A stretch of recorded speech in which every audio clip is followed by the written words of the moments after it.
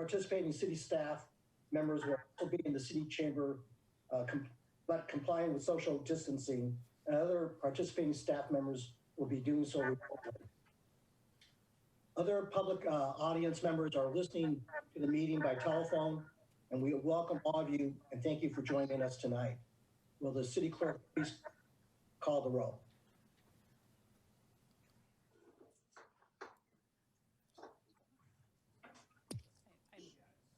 Good evening, City Council. Mayor Benson Wong. Here. Deputy Mayor Wendy Weicker. Here. Member Lisa Anderall. Here. Councilmember Salim Neese. Here. Councilmember Craig Reynolds. Councilmember Craig Reynolds, can you turn on your volume, please? I am here. Councilmember Dave Rosenbaum. I'm here. And Councilmember Jake Jacobson. Councilmember Jake Jacobson, can you? Here. Thank you. Is that it, Deb? Yes, it is, Mayor. Well, we would normally be standing and facing the American flag at this point during the meeting.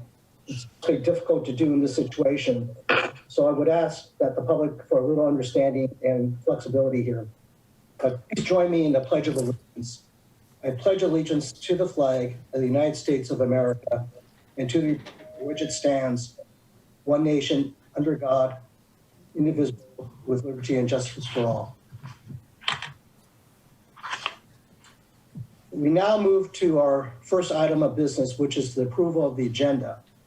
However, before I entertain a motion, I just want to mention that there are parameters regarding this agenda and the parameters of future agendas during the current public health crisis. We are trying to ensure compliance with the governor's proclamation number 20-28 regarding the Open Public Meetings Act and the Public Records Act, and also compliance with the Attorney General's corresponding guidance. In that proclamation by the governor, he stated that the only actions that are to be taken are those matters that are necessary and routine matters, or matters necessary to respond to the COVID-19 outbreak and the current public health emergency. With that in mind, may I have a motion to approve the agenda? So moved. Second. There's a motion by Craig and a second by Celine. The city clerk will now conduct a roll call.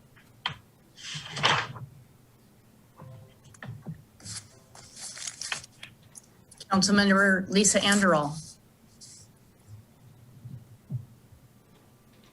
I need your volume on, Councilmember.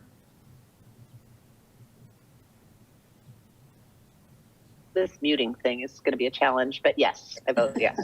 Councilmember Jacobson. Aye. Councilmember Neese. Aye. Councilmember Reynolds. Aye. Councilmember Rosenbaum. Vote yes. Deputy Mayor Weicker. Aye. And Mayor Wong. Aye. Thank you. Passes and the agenda is approved. As you just saw, that there's going to be other changes during this virtual meeting that you haven't seen before. And so the one thing that will happen is that because it's difficult to track who's asking questions during our virtual meeting, we'll be using a round robin approach for soliciting questions from council members. I'll be asking individuals in alphabetical order if they have a question of a speaker. Everyone will be asked to limit himself, herself to one question and to one clarifying question if necessary, so that each council member has an opportunity to speak. We'll go around and around until there are no further questions. When it comes to taking votes, as you just witnessed, our city clerk, Deb Estrada, will conduct a roll call so that we have an accurate account of each person's vote.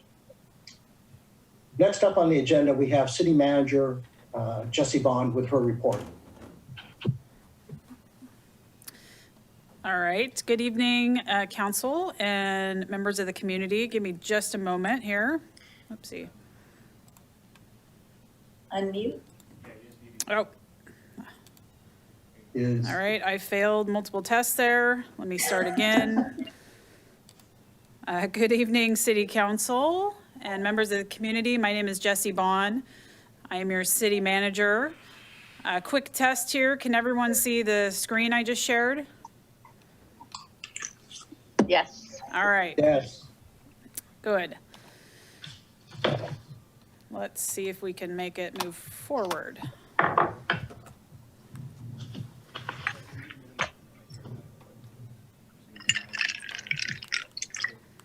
All right, need a quick pause here.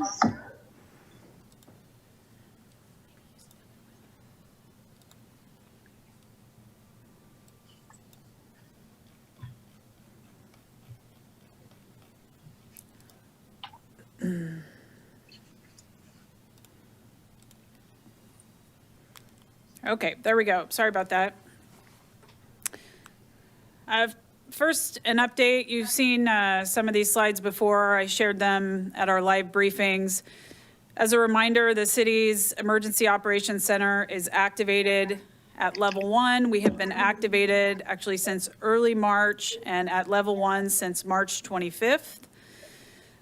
Level 1 activation means that most of our city resources are deployed to either support the emergency response and or to sustain our essential functions.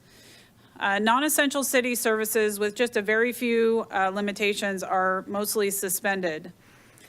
We are fully operating as a city under the Emergency Operations Framework and the EOC organizational structure, which looks like this. And it's just important for me to remind you how we're operating right now. It's different than the normal city structure. Our emergency response is led by Jennifer Franklin. She's our emergency manager. We have 3 main sections that are operating. The operations section, which is led by Jason Kittner, that covers police, fire, planning, public works, Parks and Rec, and YFS. Our planning section is led by Jennifer Franklin, our emergency manager. This is all of our documentation requirements, long-range planning, and situation updates.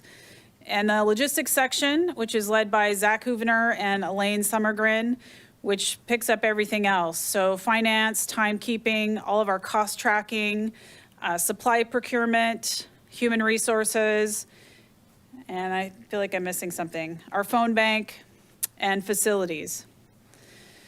So this is a change. Many staff are in new roles and or reporting to somebody that they weren't reporting to 5 weeks ago. This structure is in alignment with all of the other government entities and volunteer organizations that are also responding to the emergency in the United States. We're closely integrated with King County Emergency Management. And just a reminder, I've said this many, many times over, the city of Mercer Island has made, consistent investments in emergency preparedness. It's paying off today. Your staff are very well trained, very well prepared, and we are actively responding. A reminder, I think the City Council is well aware of the availability of the situation reports. I send them to you in case the community has not seen them yet. Every Monday, Wednesday, and Friday, the city's EOC team meets. Most of us virtually. I think there's somewhere between 30 and 40 people that meet 3 times a week. And there's probably 4, no more than 4, in the Mercer room at the community center. So everybody else is accessing the meeting virtually.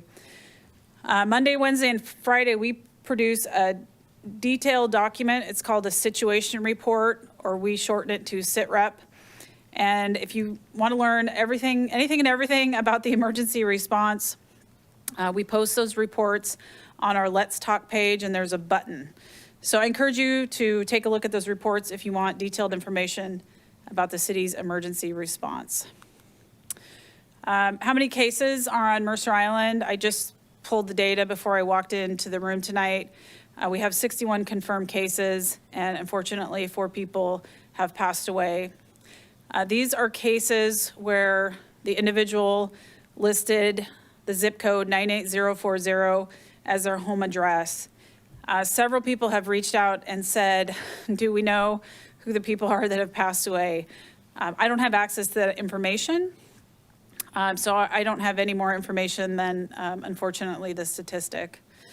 A reminder that we're getting this data now from the Public Health Seattle and King County new dashboard, and they continue to make improvements. You may recall when they launched this, I don't know, a week and a half ago or so, there were a fair number of bugs. They've worked those out, and the reporting tools are becoming more and more fine-tuned as we go. Just a reminder to the community, if you have symptoms of COVID-19 and are awaiting a test or not, you're asked to quarantine. If you have a confirmed case of COVID-19, you are required to isolate. Yesterday, the governor announced a school closure extension through the end of this school year. So all schools will remain closed through the academic year. Mercer Island School District is continuing their distance learning, and they have a dedicated website, and they're doing regular briefings and meetings as well. So they'll continue to be providing more information on their operations. City Council, a reminder, we have a call center that we opened. I want to say it was 2 weeks ago. I have to tell you, the days are blurring for me. We originally opened with a Monday through Friday program. We are now 7 days a week, Monday through Sunday from 8 a.m. to 5 o'clock p.m. This will be the first weekend the call center will be opening. And we made the decision to extend the call center through the weekend because of the number of calls and inquiries that are coming in that weren't being responded to. For the community, this is a phone number you can call for any question you have. The call center will get you routed to the right city resource. This is also where you should direct your questions about the governor's stay home order and questions you have. Particularly, we're still getting a lot of questions about construction and whether or not a site or facility is allowed to continue operating. So you can use this phone number or this email address and somebody will get back to you. Usually it's less than 1 business day. All right. Reminder, the food pantry is open. It's operating at the community center, and I just realized we didn't list the hours. I apologize for that. Last week, the food pantry had 42 visits, and we issued $1,700 in gift cards. This is about a 23% increase in visits from the previous week. And prior to the pandemic, we had about 26 visits per week. So we're seeing an increase, which is not surprising. In addition to the food cards that we're distributing, we're also trying to provide necessary essentials like toilet paper, soap, laundry detergent, things like that. If you are able and interested in donating, we're continuing to accept gift cards, preferably from local grocery stores like New Seasons or QFC. Donations of $25 or $50 donations are greatly appreciated. And the easiest way to get the gift card to us is to swing through the City Hall parking lot. We have a new drop box. It's shown there in the picture. Excuse me. Emergency assistance, as a reminder, we provide emergency assistance for things like rent and utilities, senior services, any other things that families might need. We're certainly experiencing an increase in requests. We're providing $4,500 a month right now in emergency assistance support. This compares to about $3,000 a month from 2019. We are anticipating that requests for assistance will increase. Counseling. We continue to provide counseling services and now have moved to telemental health, so we can provide counseling services by phone. We recently had over 20 new people reach out interested in accessing counseling services. As a reminder, if you have children at home and you need mental health or counseling support, the school counselors are working and available. And if you need help getting connected, please reach out to us and we will help you do so. Changing topics. Metro update. I think most of you that are Route 630 riders are probably working from home. But for those of you that may still be going into an essential job, Route 630 has been suspended. Route 204 remains in service, and the suspension of 630 has to do with the fact that ridership is down. And the last statistic we had, excuse me, is that ridership was down more than 70% system-wide. If you are in need of transit services, King County has a web link that we've provided here. You can go there and look for an alternate route. Also a reminder, fare payments have been halted, and if you are boarding a bus, you'll be boarding from the rear door, except those with mobility challenges. Now on to some city services, mostly some clarification on projects that are suspended. And in this presentation, when I use the word suspended, it doesn't mean forever. It means we're suspended until we can continue work under the governor's order. The Parks, Recreation, and Open Space Plan, this is a plan we started just a few months ago. It's a strategic plan for the Parks and Recreation Department. It requires community input and engagement to inform the plan. We suspended this 4 weeks ago because we can't hold public meetings at this point. I don't anticipate this project will resume until much later this year and likely until 2021. City Council, I'm getting a little ahead of you by making that statement. Certainly there will be a time in our near future when we will seek to reprioritize some of these work plan items. And just to note there that we are continuing to evaluate all of our major projects and timelines. The Community Planning and Development Department, CPD, has suspended a number of activities as well. And just a reminder, suspended doesn't mean forever, it just means that we're suspended while we're under governor's orders. So if a permit requires a public hearing before the hearing examiner or the design commission, we are not able to hold public hearings right now. Inspections are also suspended for work that is not exempt from the stay-home order. Excuse me, I should say this a little more clearly. We are continuing to expect work that is allowed under the stay-home order. So we have a number of emergency construction projects. We've had even things like water heater failures. So we do have inspectors going out safely to complete those inspections. We're also not able to issue public notices, and it's just a logistical issue we have right now. So anything that requires a public notice is also suspended. When will this work resume? That is the million-dollar question. I do not know. We have no even preliminary indication of when the governor's orders will change. So what are the planning department staff doing right now? Again, I've received a couple emails concerned that permit activity is going on without public involvement. So let me walk through some of the things that we are doing. We are taking in permits, and we mobilized our community planning and development department remotely all the way back in March. So we have the ability to take in all types of permits. Where a permit goes from there largely depends on the type of permit. Some permits, really basic permits, again, like a water heater permit, we can process that and issue it. And we are prioritizing emergency permits. Given the circumstances, we want to do everything we can to support people that are needing to address emergency in their home. We are doing technical review. And what technical review is just very simply, it's reviewing the permit application against the various laws and regulations. So every permit that comes in goes through technical review at least once, sometimes multiple times. We almost always find something that needs to be addressed. And so we are taking advantage of this time now to do the technical review on the permits. We provide feedback to the applicants. And then it depends on the permit type in terms of where it goes. Some permits stop there because they need a public process. Again, the water heater example, that type of permit can actually go back out the door. We're holding pre-application meetings, again, all done virtually. And we're inspecting work that is exempt from the governor's stay-home order.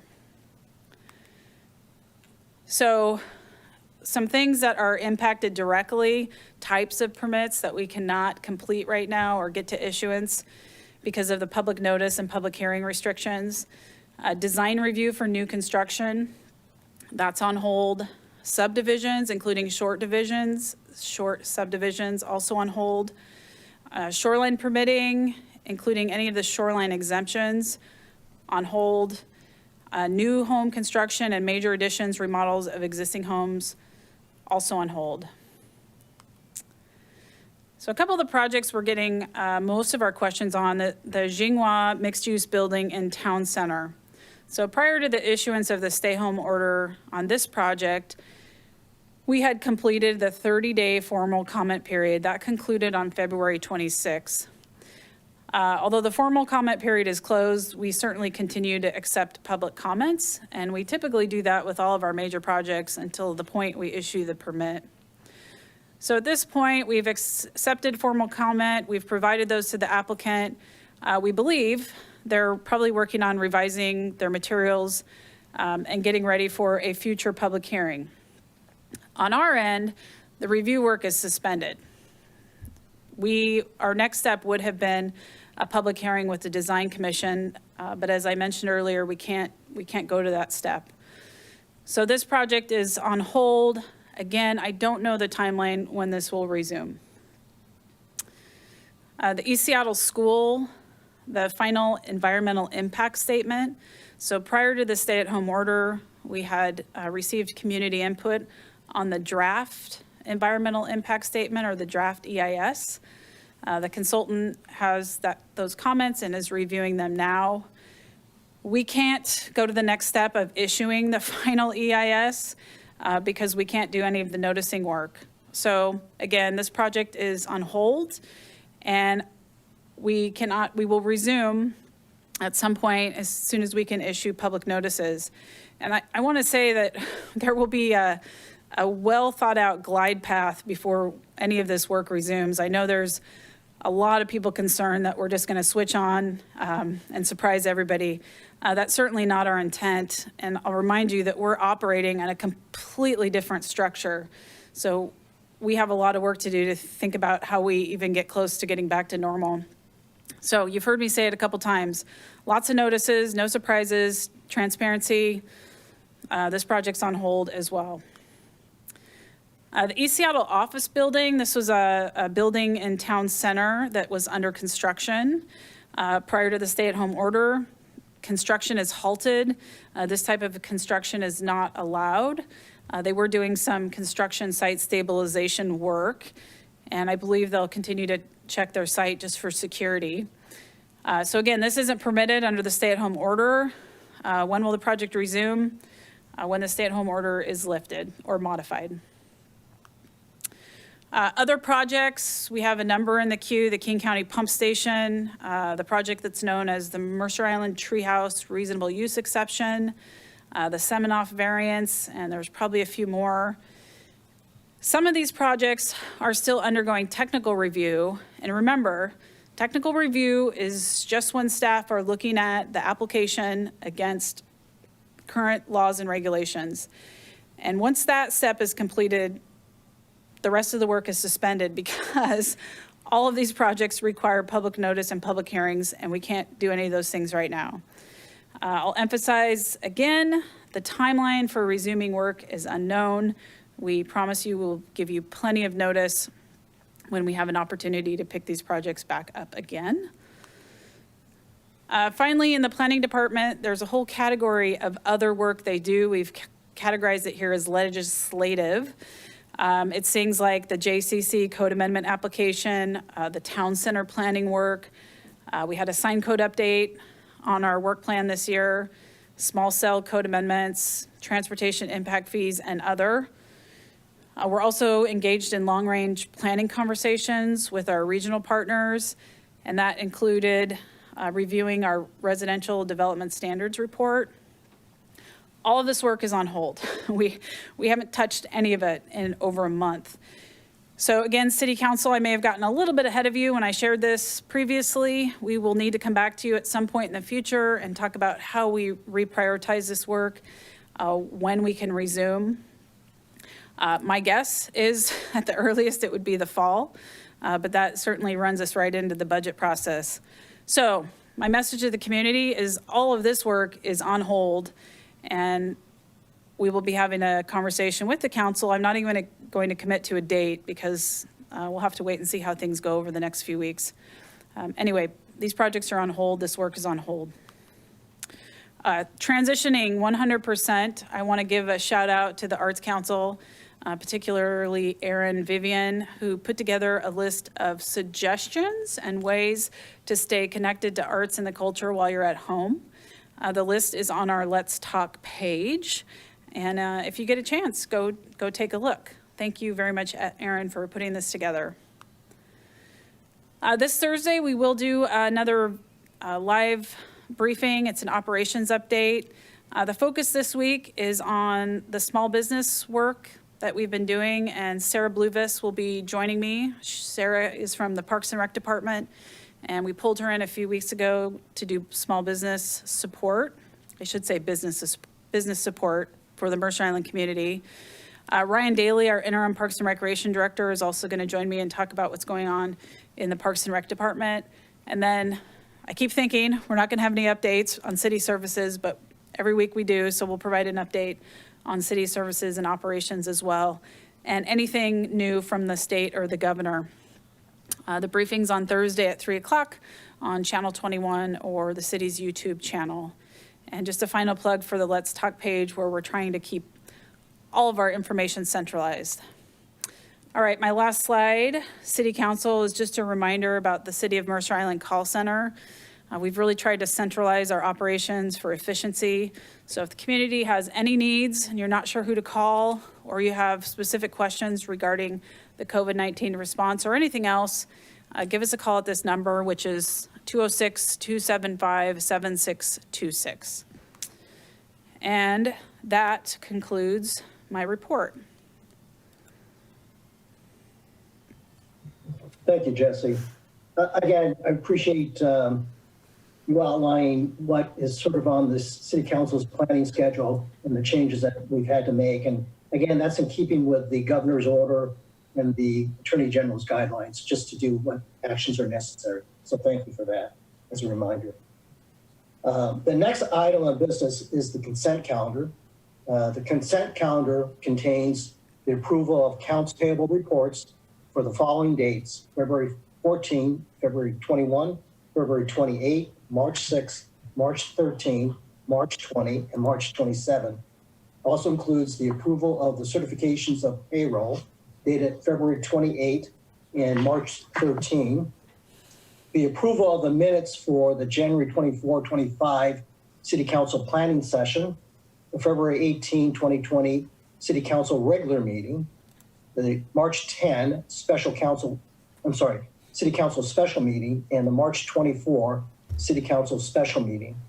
The consent calendar also includes the approval of Agenda Bill 5675 that accepts the King County Waterworks grant, and the approval of Agenda Bill 5677 that authorizes a grant application to replace Marine Patrol Boat number 11. Does anybody wish to pull any item off the consent calendar? Hearing none, is there a motion to approve the consent calendar as presented?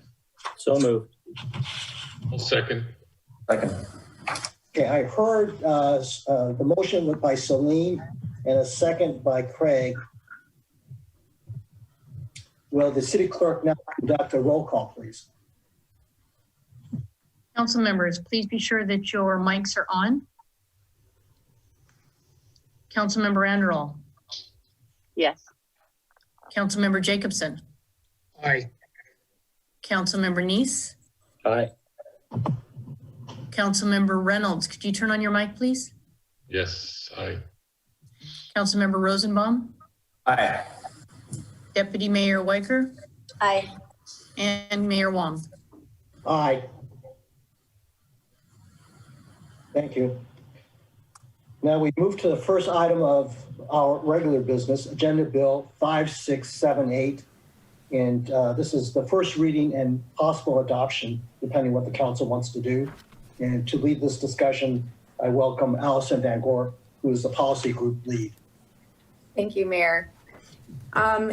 So this agenda bill is to look at the council line of succession during this emergency. And we're recommending that the council look at adding a third person in the line of succession.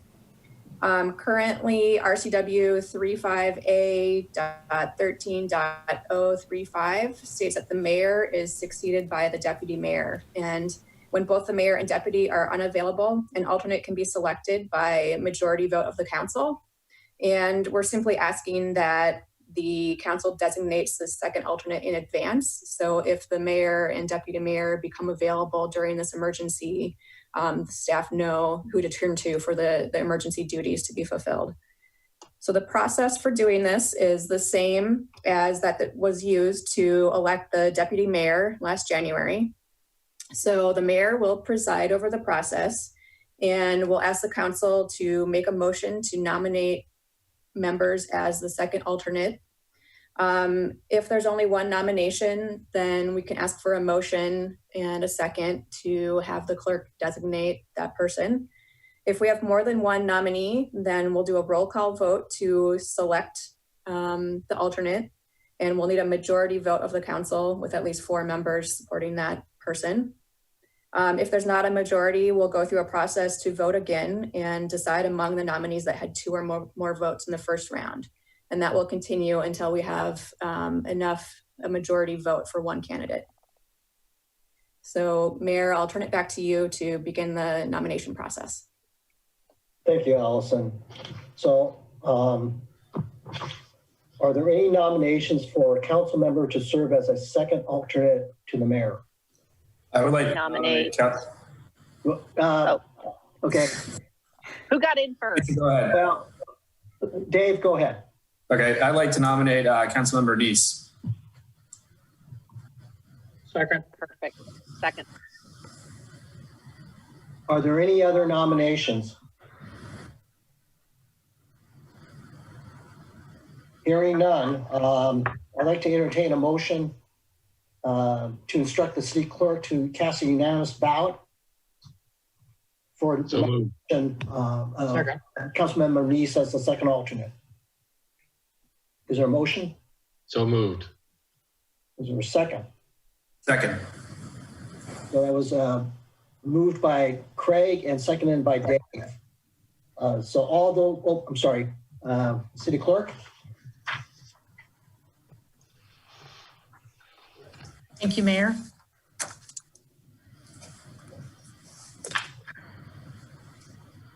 Is everyone's microphone on? Position 1, Councilmember Rosenbaum. How do you vote? I vote yes. Position 2, Councilmember Neese. Aye. Position 3, Deputy Mayor Weicker. Aye. Position 4, Councilmember Anderl. Aye.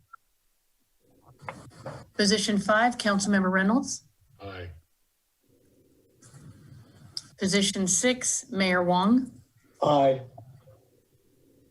And position 7, Councilmember Jacobson. Aye.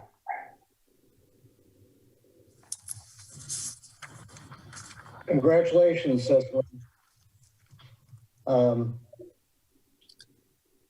We now move to we now move to the second item, I'm sorry, of regular business, Agenda Bill 5679, which is the business and occupation tax payment deferral. And again, Allison will lead the discussion. Great, thank you, Mayor.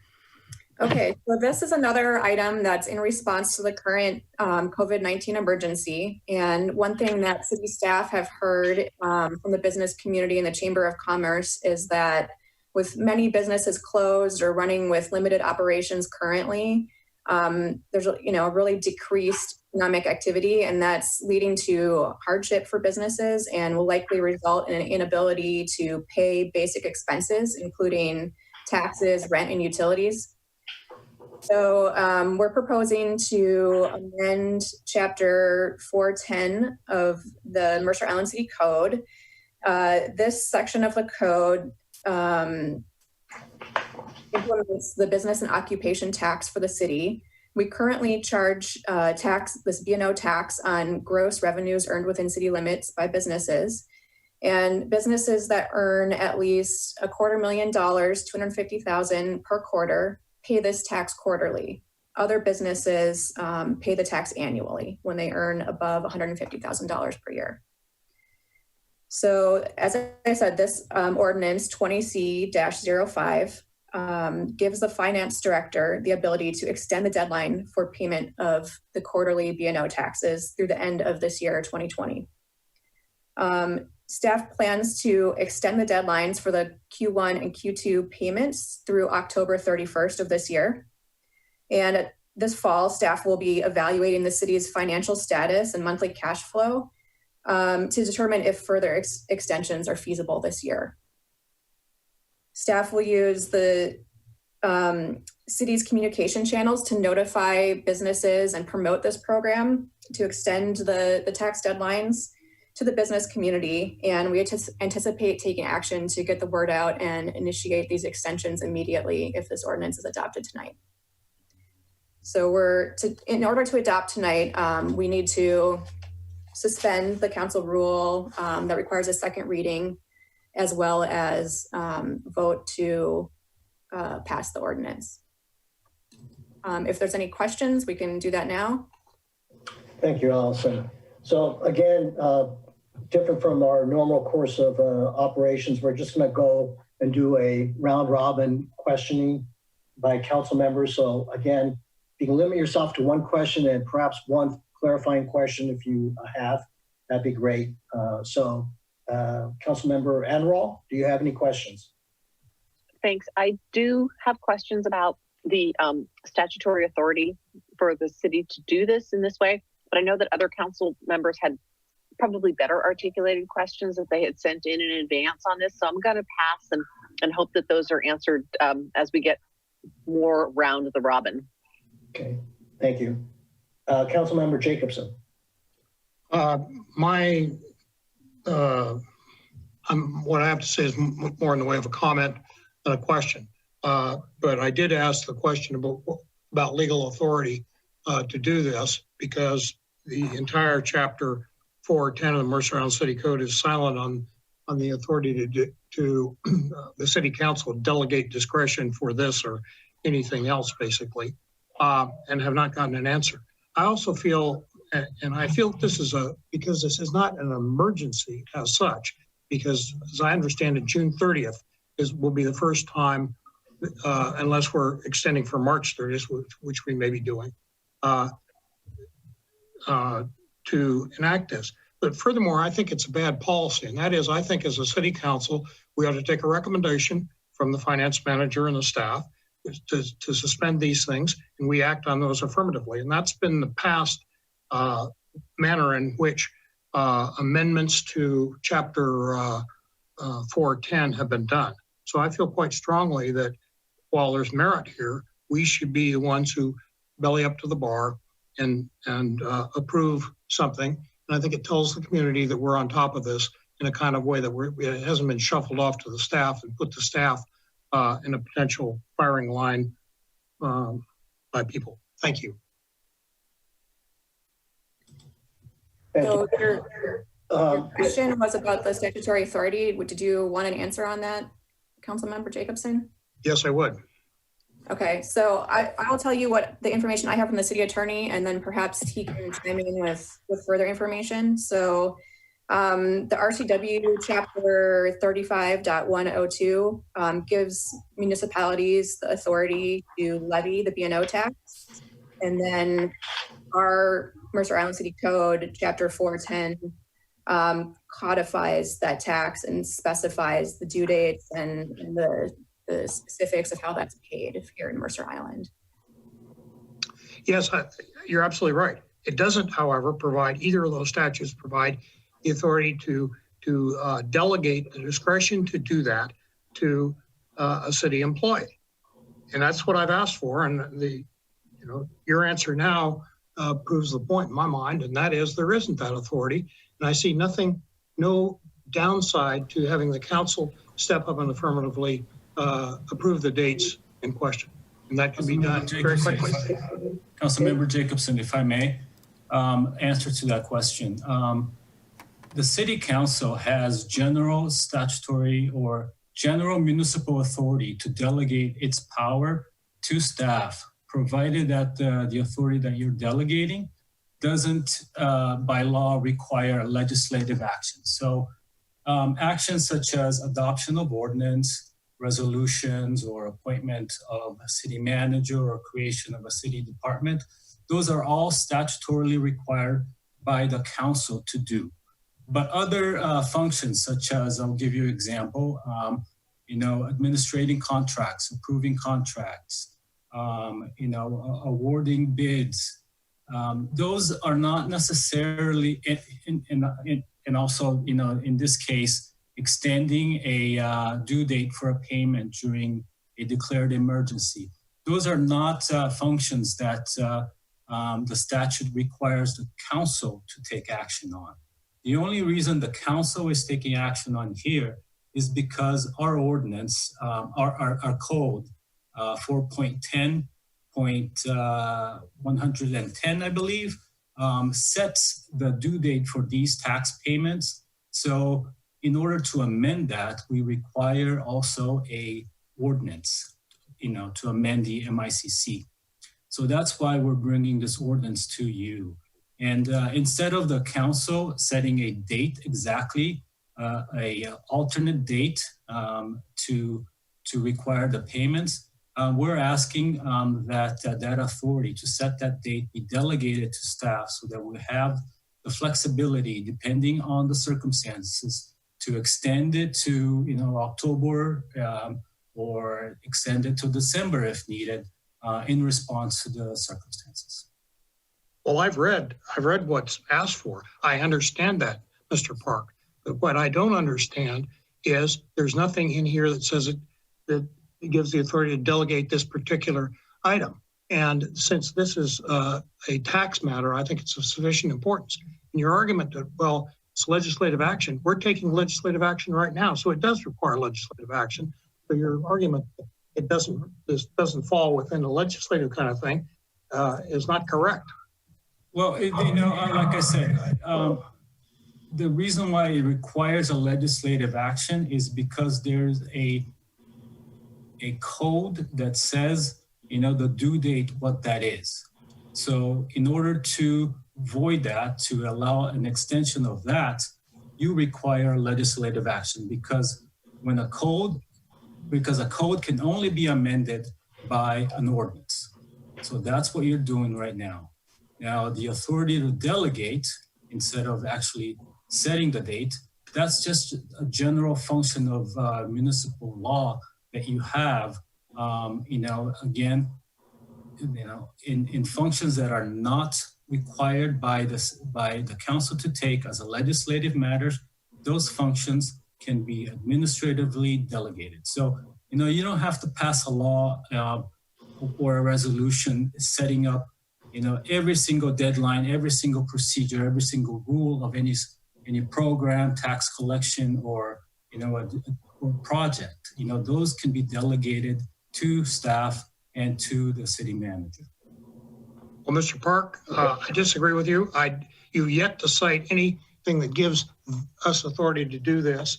And your comment that we have the authority to delegate anything lacks authority and is incorrect. We don't have the authority to delegate a bunch of kinds of things. We have to be very careful about how we proceed.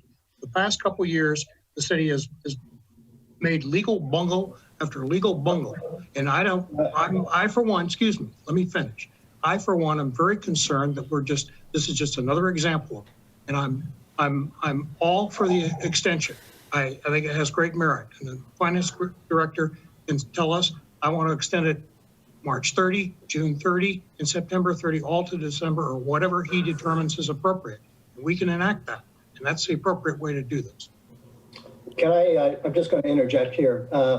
Jesse, do you know of any other examples before we get, also I want council members to ask their questions, but do we know of any other examples where this kind of delegation of authority or administrative authority has occurred? Or maybe to BO? Well, you delegate considerable amount of authority to your city manager to operate the city. I also want to mention this ordinance was modeled off of, Allison, jump in here, the city of Shoreline and. Well, and Shoreline, I know, have both passed a similar ordinance. I'm not sure about other cities at this point. I imagine many are copying this model. I think it's important to move past, we appear to be stuck, so what I will No, I offer understand. Yeah. is if the council desires to set the dates, I have no objection to that. If you choose to provide us with that direction, I'll just remind you that if it needs to change, we come back to you with another ordinance to make the change. I'm not sure. I think, BO, we'd have to actually go back and modify the ordinance if the council desires to set the actual dates, because that's not the way the ordinance reads. That's correct. Okay. Well, let's continue on with questions, okay? So we know, okay, so Councilmember Neese, do you have any questions? No, I don't. Okay. Councilmember Reynolds? No questions, but comments are welcome still at this point? Well, let me just go with questions and then we can just, Okay, no questions. okay. I'll open up, after we get with the questions, I'll open up to further comments then. Councilmember Rosenbaum? Yeah, Allison, thanks for your work on this. Question I have is, do we have a sense as to how many businesses could potentially utilize this change? That's a great question. I actually do not know the answer. If Matt Mornick is on here, he may have more insight on that. Not sure if he's. I am here, and I do know that there's about a dozen or so businesses that quarterly file their B&O tax with the city. Might be a couple dozen businesses. The exact number I do not have, but we anticipate that this will in fact help a number of local businesses here on the island. We've heard from the business community, from our business liaison in the Emergency Operations Center, and this request has come through from the community, and we've heard from the Chamber of Commerce as well on this. And so we are working to be responsive to the business community, and the ordinance before you tonight gives us the flexibility to remain responsive because the unknown is fast right now with COVID-19, and we don't know how long this is going to go on. So we are requesting to extend the Q1 and Q2 B&O tax payments to October 31st of this year at this time, based on the information that we have at hand. Okay, thank you. Thank you. Deputy Mayor Weicker? Hey, Matt, I just have a question about timing and giving you the flexibility to extend past October 31st into November, into December. Do you anticipate that would be due to an extended impact from coronavirus? And we'd absolutely collect it this year, right? One way or another, at whatever date you might choose.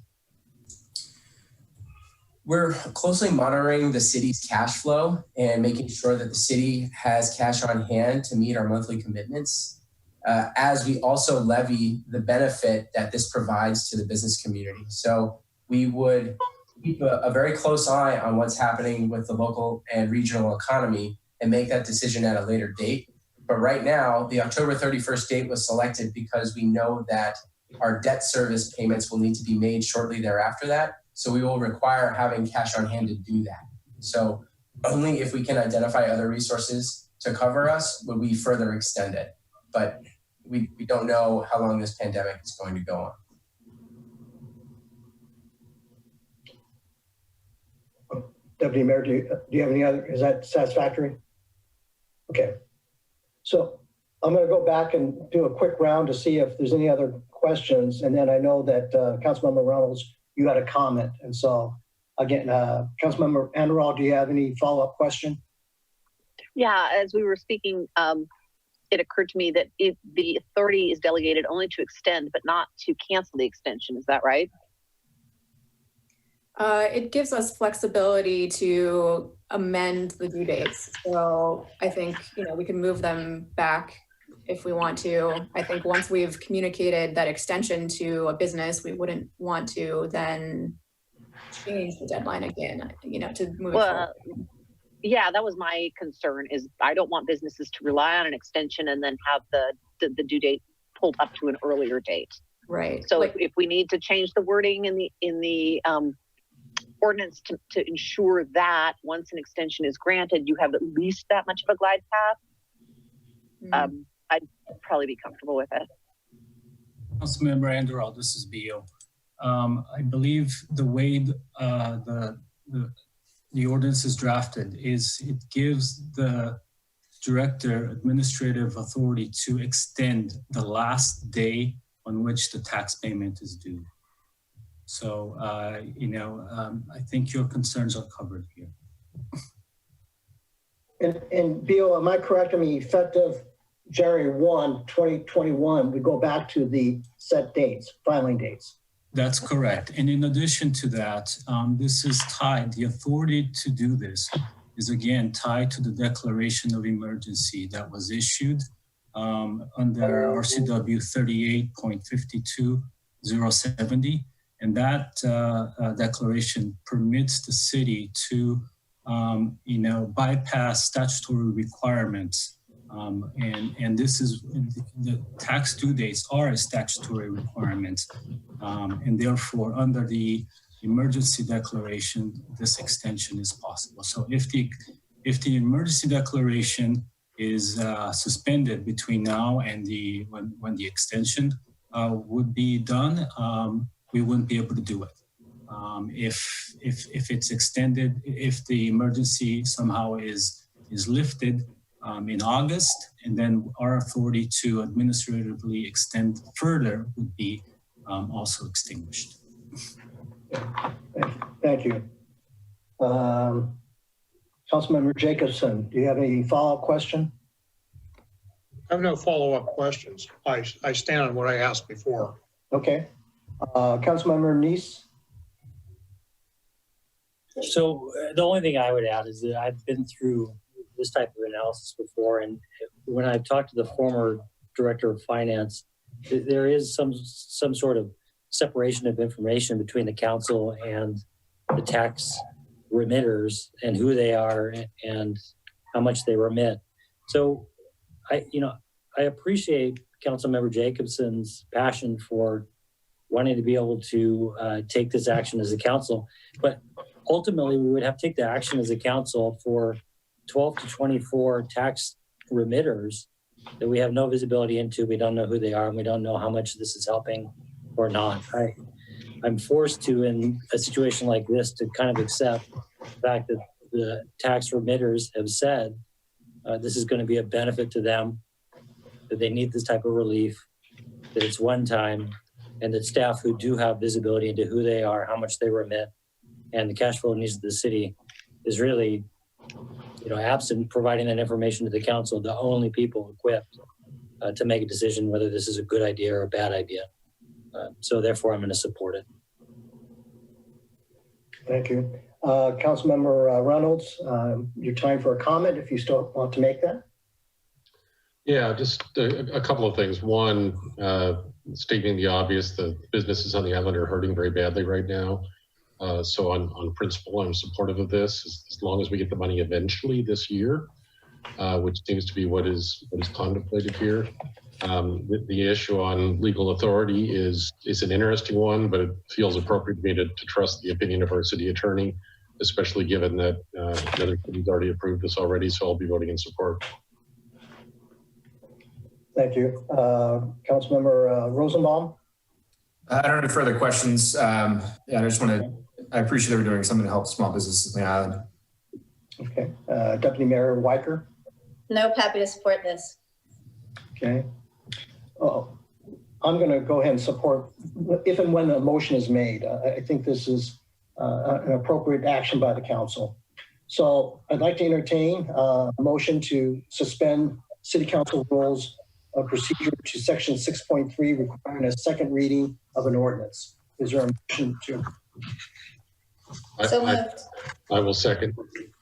Okay, I think I heard Deputy Mayor Weicker make the motion, seconded by Councilmember Reynolds to suspend City Council rules of procedure Section 6.3. City Clerk, please conduct the roll. Council members, please turn on your audio. Thank you. Councilmember Anderall, Aye. Councilmember Jacobson, Aye. Councilmember Neese, Aye. Councilmember Reynolds, Aye. Councilmember Rosenbaum, Aye. Deputy Mayor Weicker, Aye. and Mayor Wong. Aye. Next is a motion to adopt ordinance number 20C-05, amending Mercer Island City Code 4.10.110A related to business and occupation tax payment due dates. So moved. Second. Okay, I'm sorry. Was that Deputy Mayor Weicker? I think it was me. It was Oh, Lisa. I'm sorry. Oh, no, that's fine. Okay, so we have a motion made by Councilmember Anderall, seconded by Councilmember Reynolds to adopt ordinance number 20C-05. City Clerk, will you please conduct the roll? Council members, turn on your microphones again, please. And Councilmember Anderall, Aye. Councilmember Jacobson, Nay. Councilmember Neese, Aye. Councilmember Reynolds, Councilmember Rosenbaum, Aye. Deputy Mayor Weicker, Aye. and Mayor Wong. Aye. So at this point, we actually have obviously one more major item on the regular business, but we were wondering whether or not the council wanted to take a 5-minute break at this point to come back, because we're not sure how long. Deputy Mayor Weicker is shaking her head saying, let's move on. Let's keep going. Well, I'd like to take a break, but that's okay. I can. Well, I think, Walk off. yeah, I think, why don't we go ahead and take a 5-minute break, come back, and then we can just plow through the final major item on the regular agenda. Okay, so we're going to take a 5-minute break.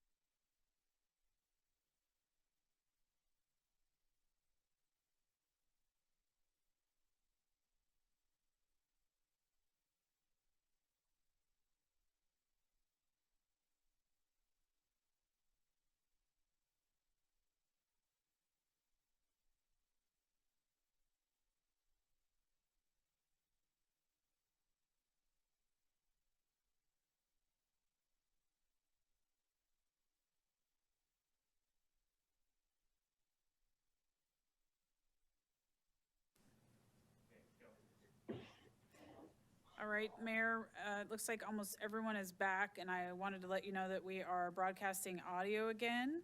Oh, I'm still muted. Sorry about that, Mayor. I wanted to let you know, it looks like almost everyone's back. We're missing Dave, and our audio broadcast is turned on. Oh, there's Dave. Okay. Do you want me to go ahead? Or? Yep. Yep, we're ready to go. Okay, great. Okay.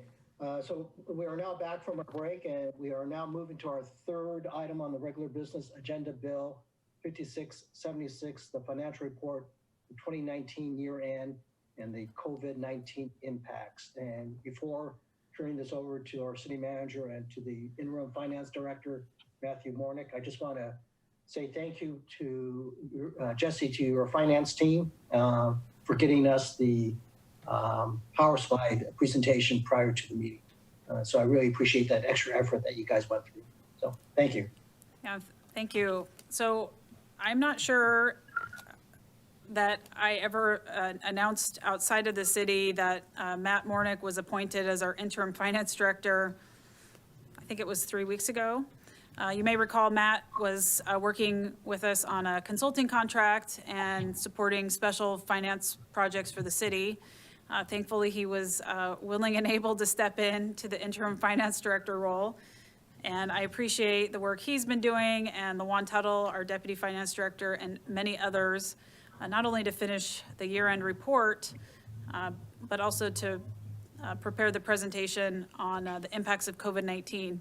So Mayor, here's what I'll tell you. We have a two-part presentation tonight. The first part is on the 2019 year end, and we have a budget ordinance. And then the second part is on the COVID-19, where we're at today. So I'll let Matt jump in, and we were having some trouble with Matt's screen. So let's go ahead and see if we can get Matt going there. So Jesse, if you know, I mean, as far as the presentation regarding the 2019 budget, are there going to be any other breaks, or do we want to wait until the end of that report before we do our round robin? Matt has a number of pauses built into his presentation. Great. Okay. So after every pause, we'll do another round robin of questions if council members have questions regarding the information that Matt just presents. Absolutely. Okay. Yeah. Just triple checking, everybody can see the financial status report PowerPoint screen? Yes. All right, Matt, all yours. Yes. Good evening, Mayor, City Council, City Manager Bond. This is Interim Finance Director Matt Mornick. I appreciate the time this evening. We're going to go through the 2019 year in review, and we'll take a look back at the corresponding budget and the budget amendments for council's consideration. And then we'll then transition to the 2020 look ahead, financial impacts to date from the coronavirus pandemic and steps forward. So I will go through about 30 slides, and we'll pause frequently for questions. So staff is happy to answer questions along the way. We start with 2019 and comparing actuals at year end versus budget estimates. I included the 2018 actuals as a reference. Overall general fund revenues met budget estimates. Water, sewer, and stormwater utilities were within expected operating norms, and revenues exceeded the 2019 budget estimates. You can see utility fund expenditures were 38% below budget estimates, and that was primarily due to vacant positions that were filled at a cost below estimates. The city realized savings in repair and maintenance service contracts, and there were lower than expected utility usage at city facilities. The general fund's 2019 year-end fund balance amounted to $6.9 million. Detailed in the left table is the $3.9 million portion of the general fund balance that is tied to commitments. These funds are essentially restricted. The remaining $3.04 million available fund balance is a result of an unappropriated budget surplus over the past 3 years. So for context, we also included the contingency fund and the utility fund balances on this slide. So the contingency fund balance at year end is 4.1 million. So keep this number in mind as we work through what we are seeing unfold in 2020. Are there any questions at this point? Okay, we'll go ahead again. I know it's kind of awkward. We'll just go ahead and do round robin. So, Member Anderol, if you have a question regarding what has just been presented. I'm trying to get back to the screen that Matt was sharing, but now no, that's not what I wanted to do. Sorry, can you come back to me until I figure out the technology? Sure. Councilmember Jacobson. Yes, my question would be, are we going to talk about, or in another, the funds I'm about to talk about are in another bucket? And specifically, I'm referring to things like our sinking funds that we have, that were subject of an earlier agenda bill, and those kinds of things. Are we going to talk about those later? Because they're not shown here, but that's money that's lying around someplace, I assume. Well, I can assure you it's not lying around anywhere. We have very clear direction on where all the money is within the city's funds. But if you have a specific question that's not referenced on these slides regarding the 2019 year end, this is a good time to address it. Well, it's my understanding when we were looking at the agenda bill about purchasing a new boat that there was about some $230,000+ sitting in the equipment rental fund, or what I call a sinking fund, for our Marine Patrol parts of it. But it's my understanding that there are in other departments, there are sinking funds to replace other equipment, such as the fire department and for fire engines, and the police department for police vehicles and these sorts of things. And I'm not, pardon my use of the phrase lying around. I believe that there's specific accounts that have those funds in them. And whether it's tonight or some other time, I'd like to understand more about them and where we are with them. This is Jesse, and the fund you're speaking about is the Fleet Fund. We did not plan to talk in detail about the Fleet Fund tonight or the reserves. I am keeping track of a list of items that would be appropriate for a follow-up presentation, which we do plan to have another finance report on April 21st at that council meeting. So if you're okay with it, I would recommend we come back and talk about the Fleet Fund on April 21st.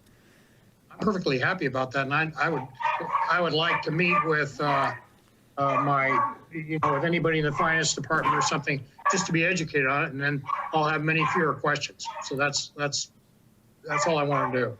Sure.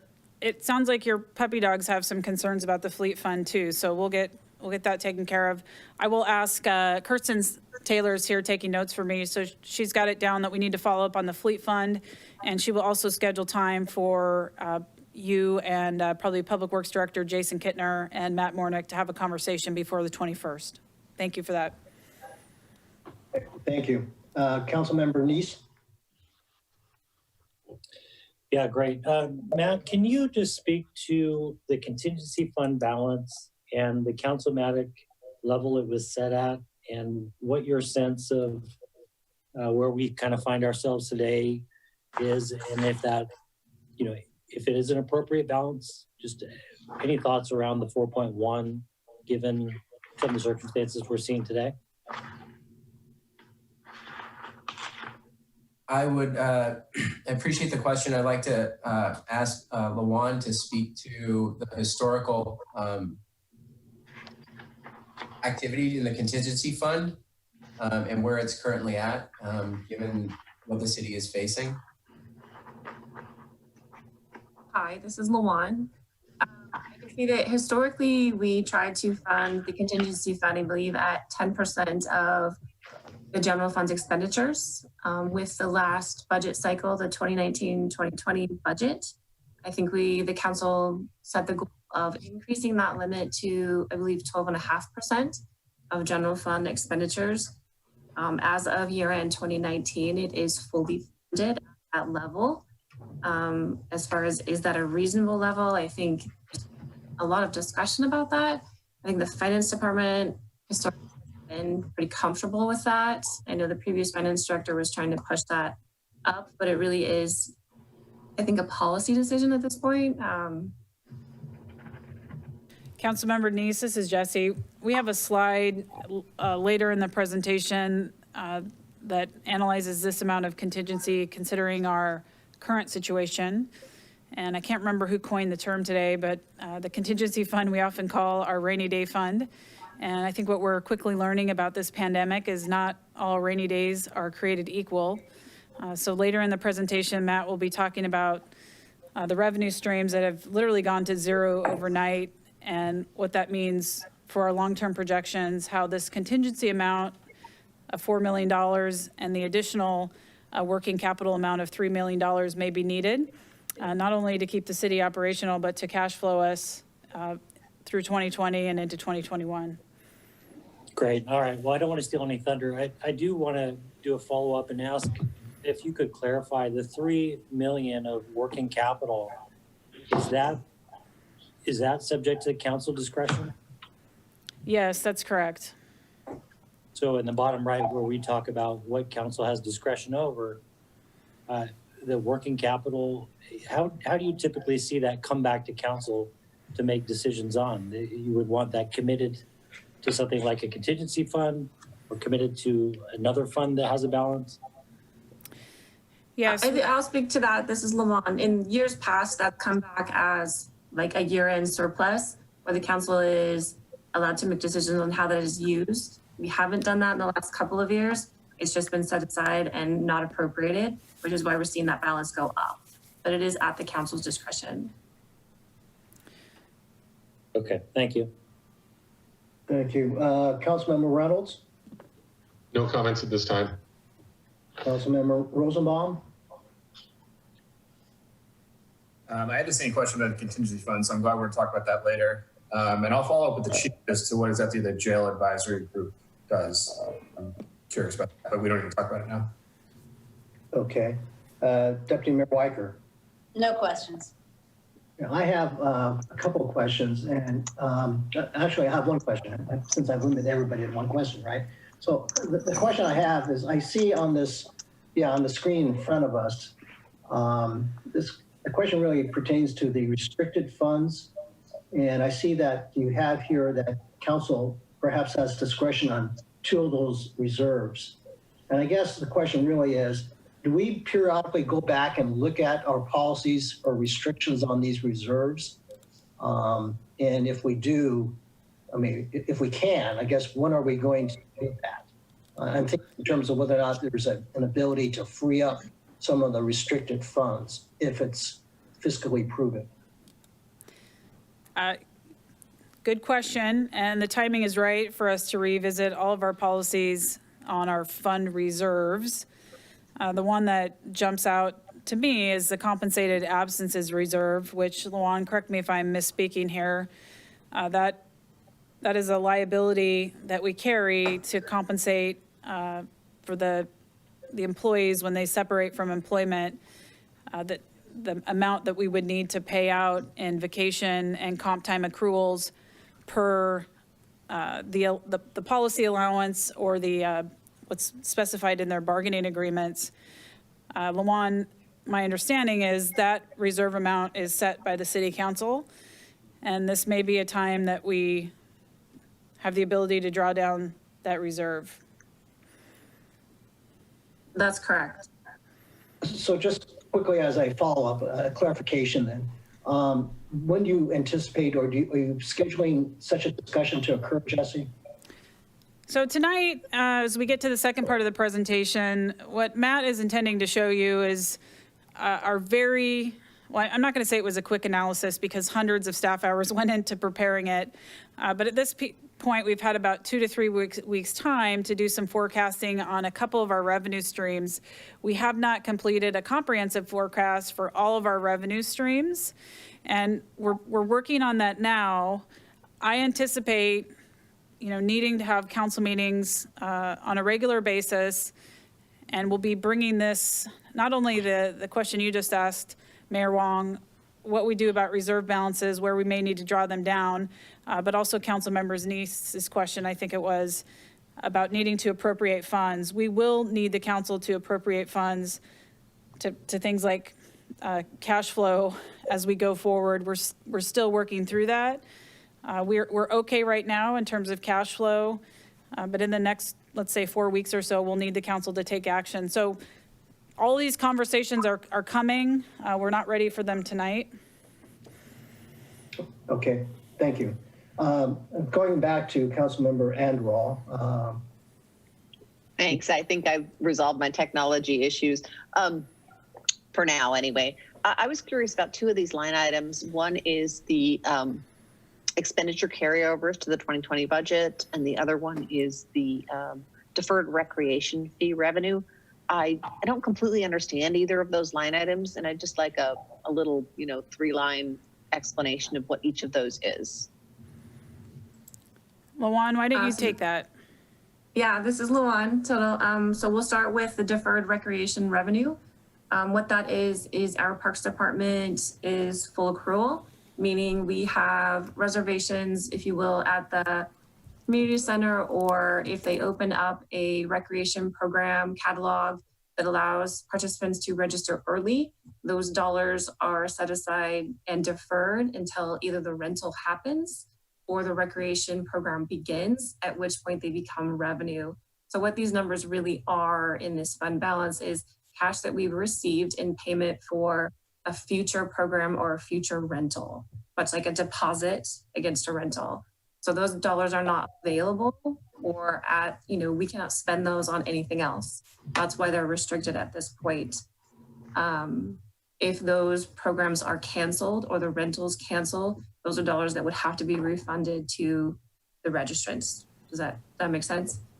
Yeah, no, it makes perfect sense. Is that through the full calendar year of 2020? And how many of those dollars are loaded into the first half? That is if you know. That is as of 12/31/2019. Okay. So that's a point in time. Obviously, that number is probably different as of today, but this is numbers at 12/31. So Councilmember Andral, just to give you an idea, we book facility rentals, particularly at the community center, a year out. I think it's a year. So we take a deposit, and so some of these fees are coming in a full 12 months ahead of time. Sure. No, I understand that. So, I mean, if we're looking at weddings, we're probably looking at May, June, July, and August, and maybe those will still come in. Yeah. If we're looking at birthday parties or retirement parties that's scattered throughout the year, and we just don't know what we're going to get or what we're not going to get. Yeah. And since we're on the topic, we have canceled, as you're well aware, a number of programs, and the community center is currently closed. With facility rentals, what the staff have been working to do is to try to rebook those rentals for a future date. To your point, a number of rentals were time sensitive, and they have canceled. Sure. So the one. Okay, and then that helps me with the recreation fee revenues. And then if you could just give me a summary on the expenditure carryovers, that'd be great. So the expenditure carryovers are budgeted items from 2019 that are either in or not started, that at this point we're recommending they be carried over into 2020, or at the point where this slide was together. Those are operating items that we don't actually need a budget adjustment to happen. It's just more to say that the revenues that supported those things happened in 2019. So to move that expenditure to 2020, we need to move both the fund balance or the revenue funding portion and the expenditure budget to in order to complete those programs. And I think the bulk of this is the ADA transition plan, and the other line item is continuation of the PROS plan.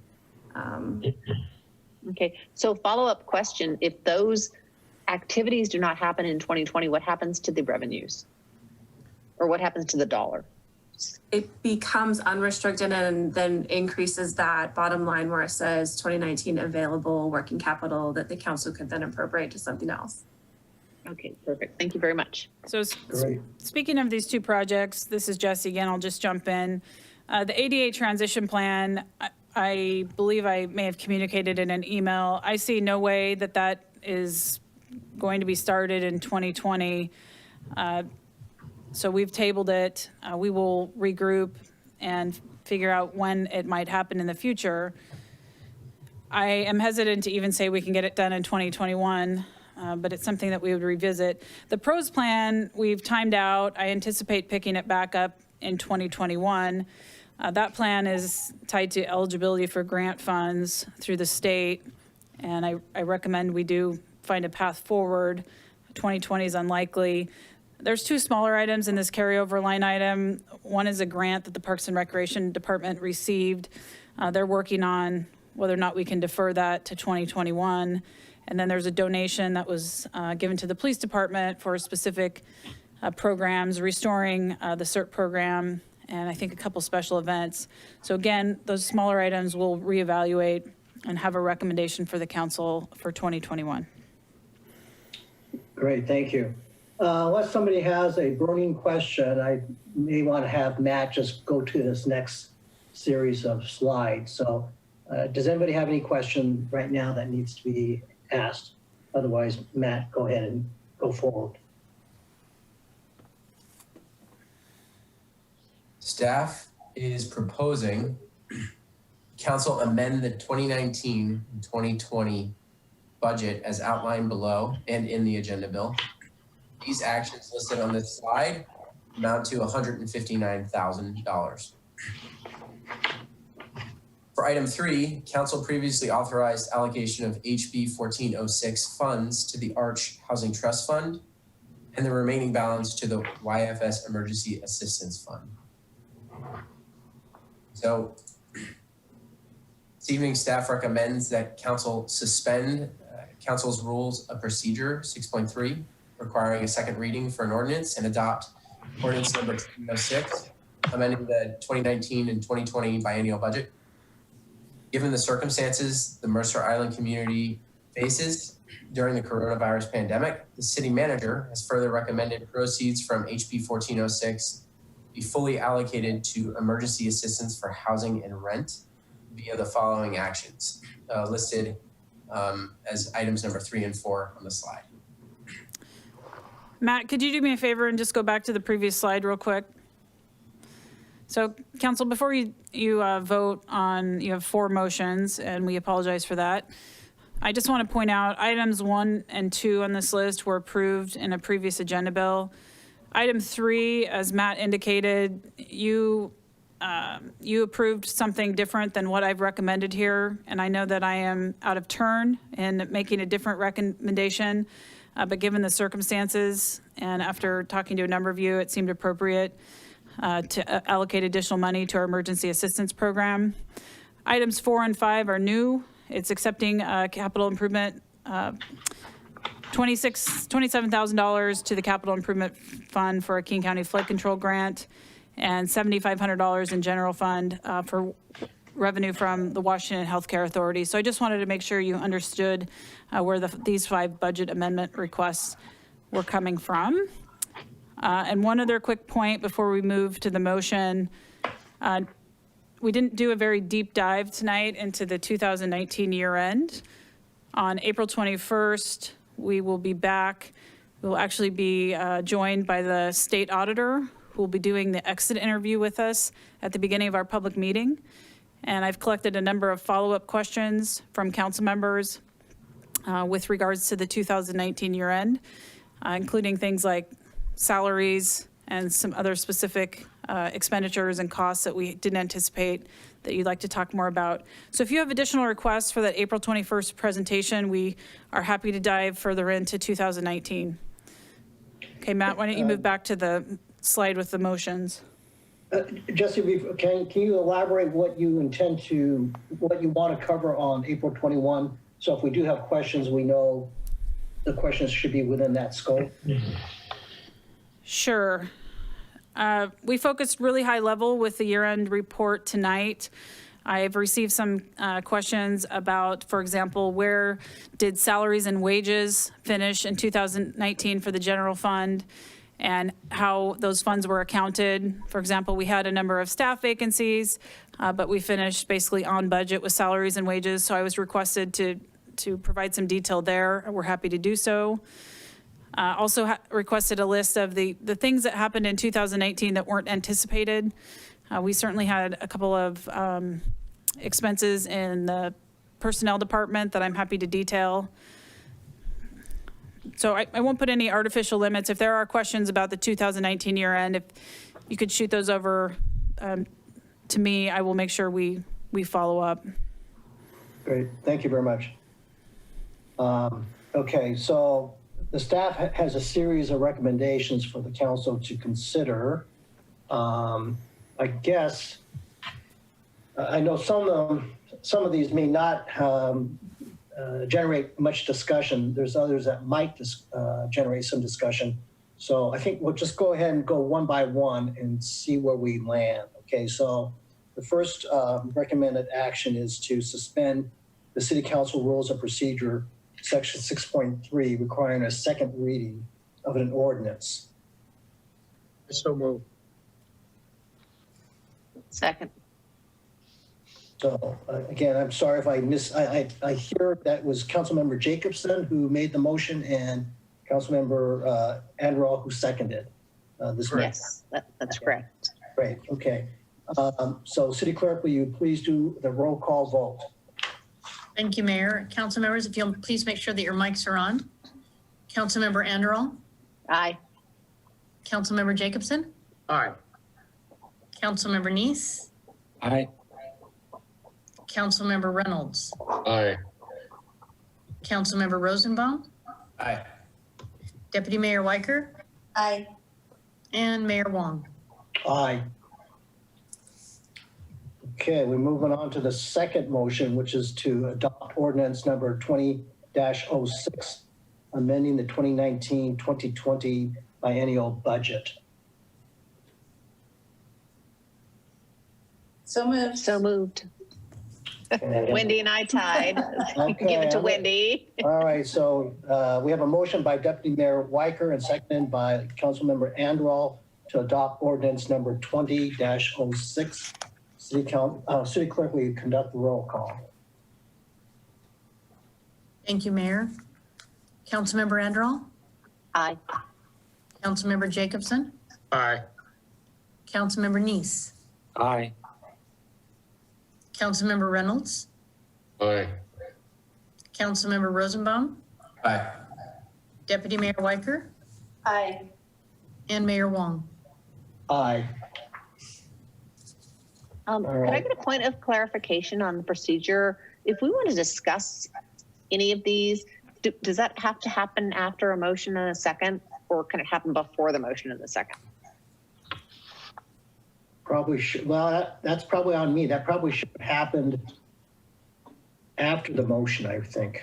Yes, is debate made. should occur after the motion and the second, Yeah. once you put it Okay, on the table. Yeah, that's what I thought. You had to have a motion and a second before it could be open for discussion. My I apologies. would like to discuss the third one, so just Yes. so you know. Okay, well, I apologize. You're absolutely right. I suspect maybe again didn't generate a lot of discussion. So anyway, but yes, with respect to the third motion, which is to here we go. Reduce the Arch Housing Trust Fund allocation from $50,000 to $33,768 for 2020. Is there a motion? So moved. Second. So we have a motion by Councilmember Anderall, seconded by Councilmember Neese to reduce the Arch Housing Trust Fund application from $50,000 to $33,768 for 2020.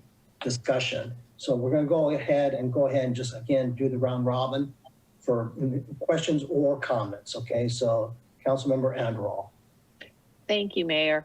I wanted to say that I completely support this because this 16,000 and change that's being moved out of the Housing Trust Fund allocation is going to go to make up a deficit that we would have to the administrative fund that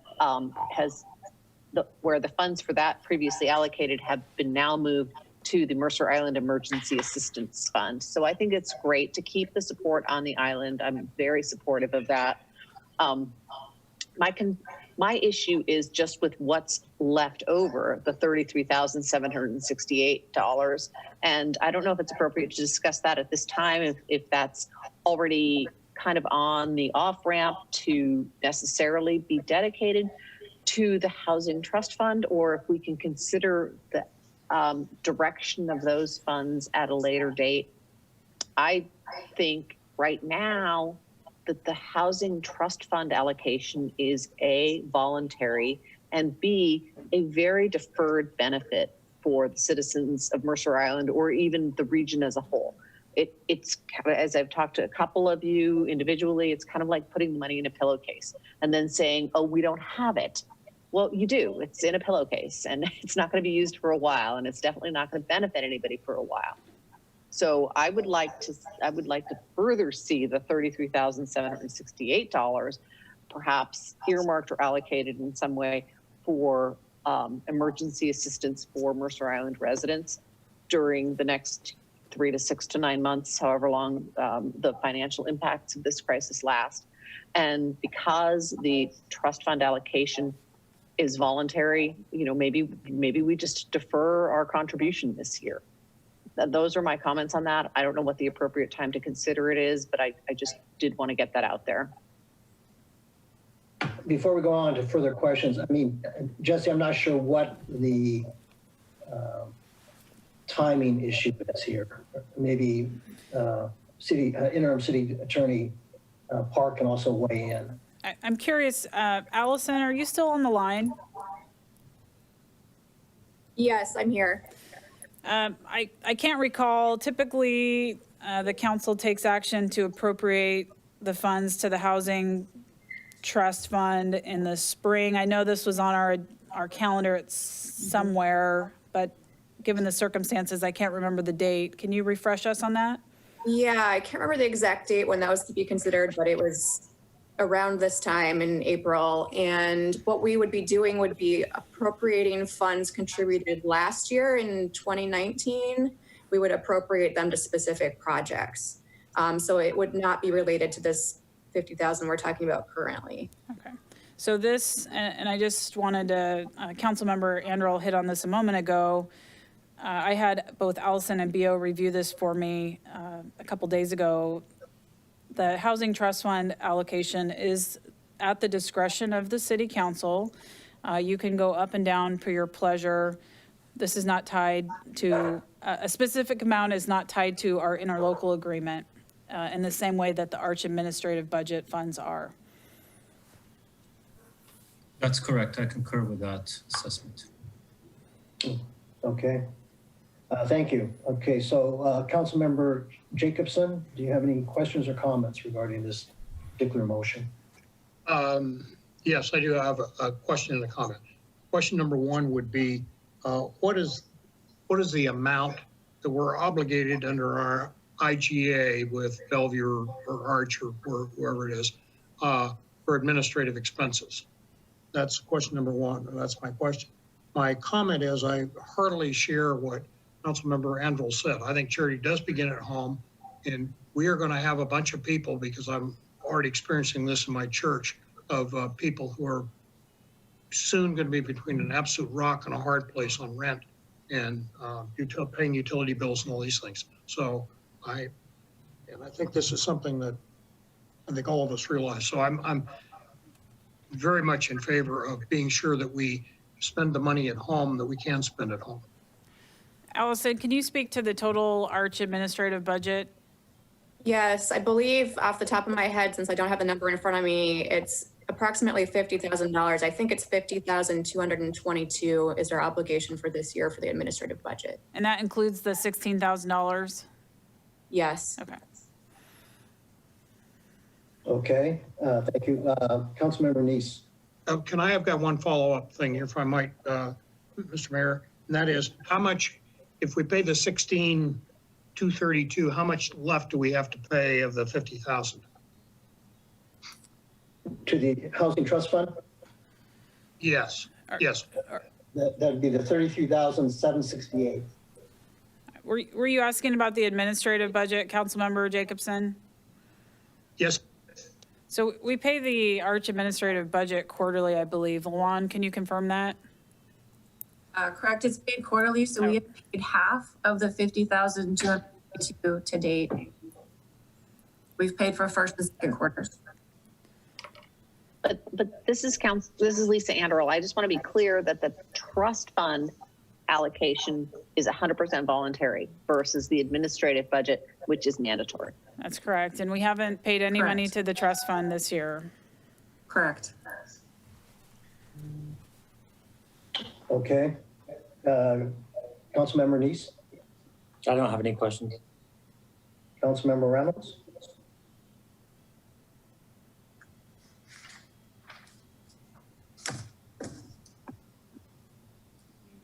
Craig, are you with us?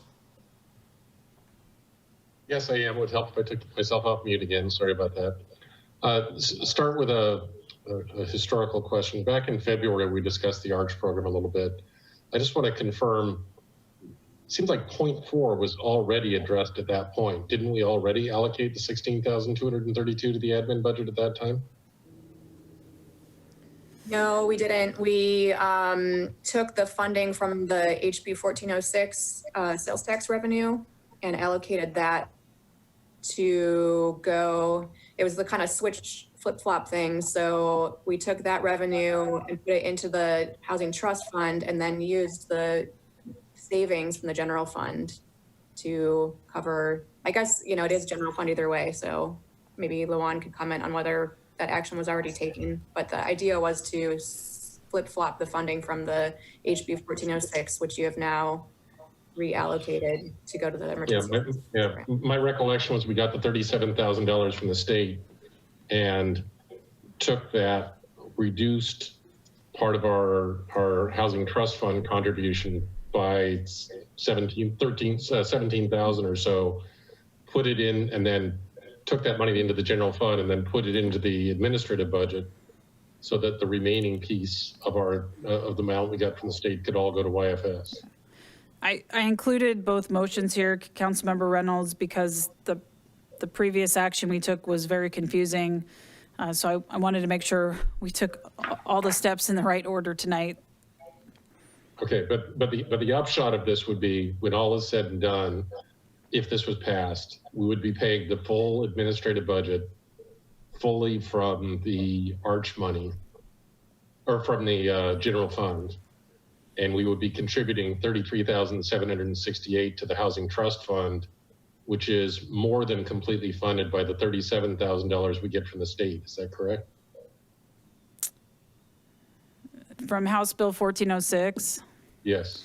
No, the ordinance that you just adopted amended that direction. So the House Bill 1406 funds now entirely go to the Emergency Assistance Fund. So that's $37,000 some odd dollars projected. And then the next two motions are reducing your allocation to your Housing Trust Fund so that we can fund the additional allocation to the ARCH administrative budget.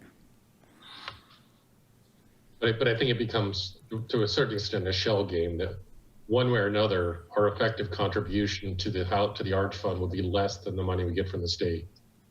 Now, whether we shift it from the right pocket to the left before it goes over across the street is kind of irrelevant, but I think that amount is correct. Would you agree? Yeah, I'm not following your logic, but. Okay. Well, I don't think the amount we get from the state on House Bill 1406 is, I think it's less than what we're obligated to pay to the administrative budget. yes, I agree. We get approximately $37,000 from the state under HB 1406. Right. I'm saying that's enough to cover our entire ARCH contribution for the Housing Trust Fund. I see. If we view the administrative amount as being covered by the general fund. Oh, well, yeah, but who wants to do that? Well, I'm just wanting to frame the numbers and make sure I understand them. Yeah. And then I have a question for, and frankly, we can't cover the administrative budget with the state money by law, is my understanding. That's correct. Okay. So the next question I have is for any of the city staff. Have any other cities around the region taken any action to reduce their ARCH contribution at this time? Not that I'm aware of at this point. I believe there's going to be a ARCH board meeting later this week to talk about an ARCH budget for the next fiscal, or for their next budget year, 2021. I don't think there's been any talk so far of reducing contributions this year. Not that I'm aware of. Yeah. I guess. Council member and staff, this is your city clerk, Deb Estrada. I'm going to interrupt just briefly to request that because we have the slide up on the screen, I want to make sure that the audience knows who is speaking. And so if you could please just state your name and title before you start speaking when you recall to do that, it would just make it easier for everybody watching. Thank you. Councilmember Reynolds here. Can I now make my comment that I've asked my questions? I recognize there's a great deal of need on the island right now. It's tragic. I also recognize there's a great deal of need on the region, and this just does not seem like a time to me to be reducing our contribution to a regional need. We take the city that is arguably one of the most well-to-do cities in the region, and not even arguably, I think we'd all agree we're one of the most well-to-do, and saying, nope, we're no longer going to fund any regional need anymore. We're only looking inward. I don't think that's the right thing to do, and I don't think it's going to serve us well in our relations with our neighboring communities. Okay, Councilmember Rosenbaum. Yeah, thanks. I'll start with a comment just on what Craig just said. You know, we're going to be asking for a lot of help from the region, you know, especially as federal funds come through the state, come through the county. I think we need to be really cognizant of that and sort of what making a move like this right now would mean.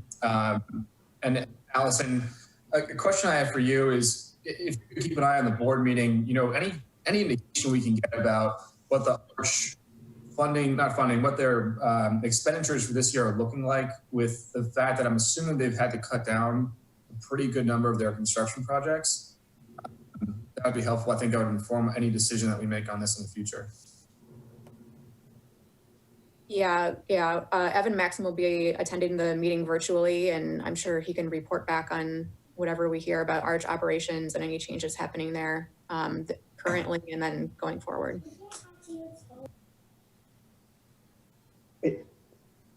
Deputy Mayor Weicker.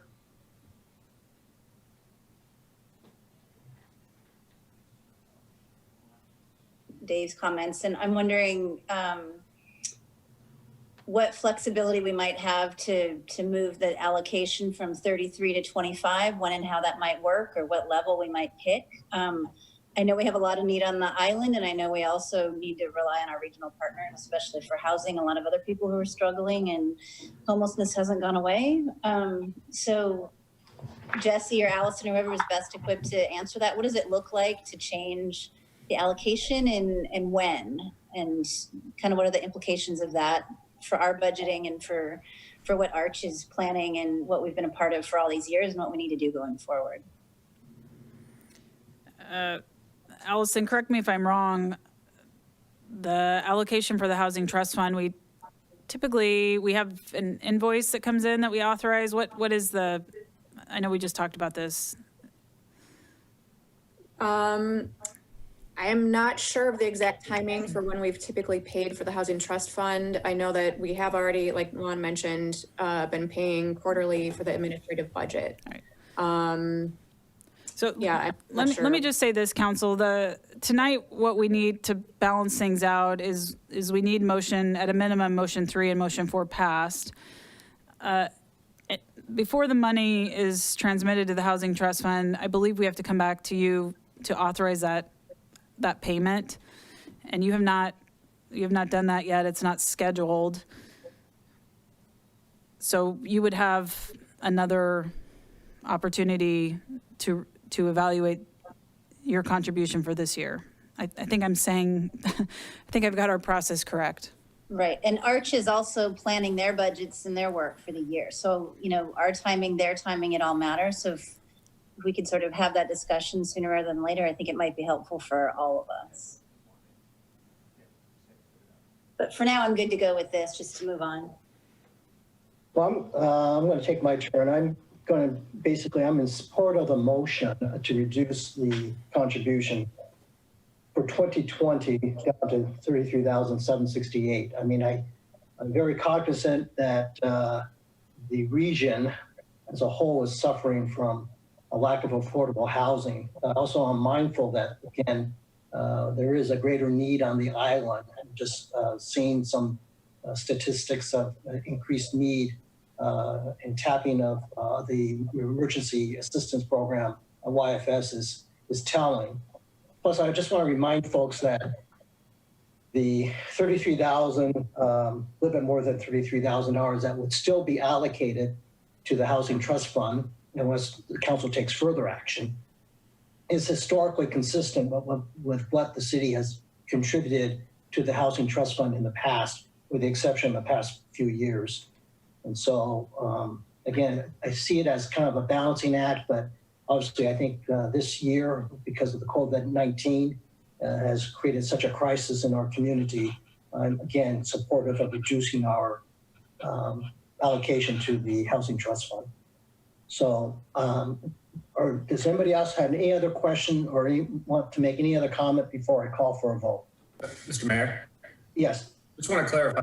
You've identify yourself, Dave. Oh, I'm sorry. This is Dave. My comments were about reducing the 33 number to 0, not in opposition to this motion. Oh, okay. So you're thinking about the next step, something. Yes, exactly. Yeah. Got it. Okay, thank you. Mr. Mayor, may I ask a question? Yes, Councilmember Reynolds. Councilmember Reynolds here. What's the significance of 33,768? Why is it not 34, 30? And it's such a precise number. I assume it has some basis. Oops, sorry, I was muted. It's the difference. It's the 16,232 in additional funds we need for the Arch administrative budget. Okay. On top of what was originally allocated, is that right? That's correct. Because they asked for more money in the administrative budget because they increased staff to enhance compliance and reporting and investigations. Yes, that's correct. Okay. Craig, is that okay? Is that? Yeah, I'm still opposed to the action, but I can see which way the vote's going to go. Any other questions or comments before we ask for a vote?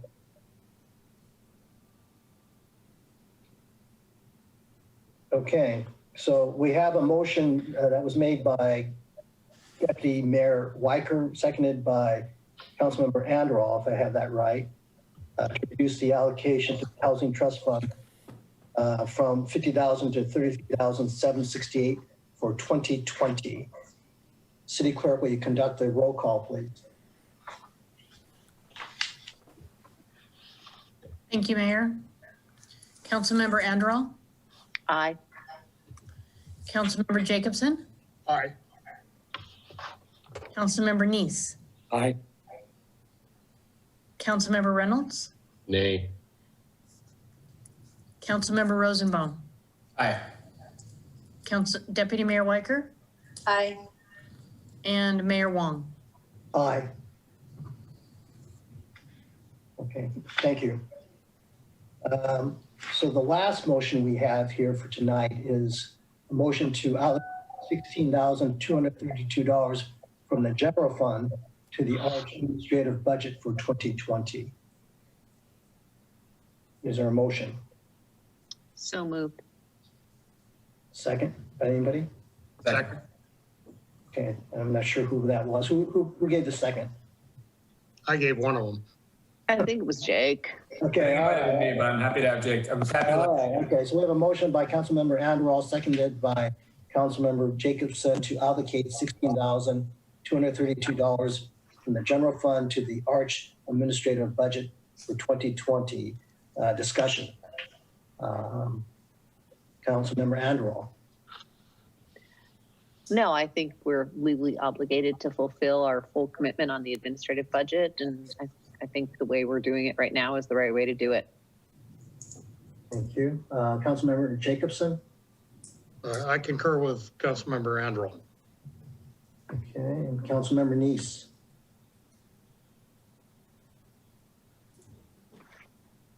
Any questions or comments, Councilmember Neese? No comment. Okay. Councilmember Reynolds? Yeah, I agree it needs to be passed. I'm still a little bit confused because I feel like we already did authorize this in February, but as long as it's no longer not interpreted as another 16,000, I'm okay. Okay, I don't think it is another 16. Councilmember Rosenbaum? I don't have any comments. Okay, Deputy Mayor Weicker? No comments. Okay, and I have no comment on this particular motion. So at this point, the city clerk, we conduct a roll call. Thank you, Mayor. Councilmember Andrel, Aye. Councilmember Jacobson, Aye. Councilmember Neese, Aye. Councilmember Reynolds, Aye. Councilmember Rosenbaum, Aye. Deputy Mayor Weicker, Aye. and Mayor Wong. Aye. Thank you. Thank you. Now, we now move to other business and the Actually, excuse me, Mayor Wong, we have a whole second part of the finance presentation. I'm sorry. I apologize. You're absolutely right. You're absolutely right. My apologies. Go ahead, Matt. This is the good news, right? So we are beginning to see the effects of an economic recession within the city organization. So as we work through financial impacts, I want to emphasize that this reflects the best information that we have at this point. Our forecasting is dynamic and it will change as new information becomes available. And our approach has been to take a middle of the road with assessing COVID-19. So we are not forecasting a doomsday, and nor are we optimistic with our forecasting. Finally, I will add that this is the first of many financial impact conversations with council in the coming year. So this first slide illustrates a chart that outlines the impacts of tax revenues to state and local governments following periods of recessions. Wide segments of the economic base tend to contract during a recession, reducing revenues to local municipalities. This often coincides with the surge in demand for government services, such as unemployment and social services, emergency medical services, and increased demands, in this case, on public safety. The Great Recession triggered a 12% decline in state and local revenue with a 9-month lag. Economic forecasts for the second quarter of 2020 suggest state and local taxes may decline by 10 to 30%. We have begun to see this trend unfold in the Youth and Family Services Fund and the General Fund. So I need to clarify, the Finance Department has not undergone a citywide revenue assessment, as Jesse mentioned earlier. For now, we turn our focus to these revenue streams and will further analyze city revenues and associated expenditures as information becomes more available. The immediate challenge is with city facility closure. So with these closures, revenues from the community center, sport courts and field rentals, recreation programming, and the thrift shop have stopped. This chart is a 5-year historical look back, and it illustrates revenue categories as a percent of total that support the Youth and Family Services Fund. The bottom portion of the bar chart in blue illustrates the thrift shop's contribution to the YFS fund. And you can see it here. I don't know if you can see my cursor, but it's the bottom segment on the bar chart. For fiscal year 2020, it was estimated that the thrift shop revenues would make up 65% of total YFS fund revenues. The thrift shop closed on March 13th. As we've been assessing the impacts of that closure, we've really focused on scenario A, but I put forward these two scenarios so you can grasp the full impact of the thrift shop's closure on the Youth and Family Services Fund. In scenario A, the thrift shop we assume will be closed in April and foreseeably through May, and will reopen June 1st. In this scenario, we assume the thrift shop would generate 50% of revenue estimates for the remainder of the 2020 year. Scenario B shows the overall loss to the YFS fund should the thrift shop remain closed through the end of 2020. This is Jesse. If I could just jump in for a minute on that last slide. So where did scenario A come from? Maybe that's the bit of optimism that we still have. We're hopeful that the thrift shop can reopen, but we're assuming that normal operations, we won't see anything like normal operations until well into 2021. And that's because there will likely remain restrictions in place on how retail establishments can operate, including maintaining social distancing and spacing. We also have some challenges with the thrift shop because we receive donated goods. So we need to make sure that we can, when the governor's orders allow us to resume operations, that we can receive donated goods in a safe manner for the donor and also our staff. So this is a model at this point, and of course we will update it as we go forward, but that's where the 50% operating assumptions came from.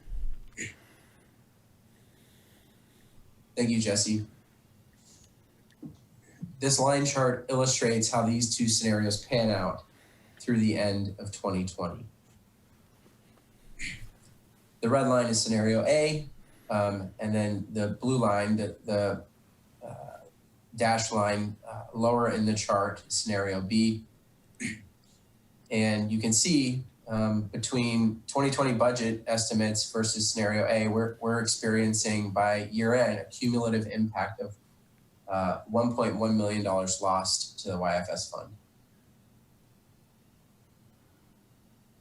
Staff assumes and is hopeful that scenario A is what will come to pass. And we have taken steps and are working through more measures to address this. And I'll cover that later in the presentation.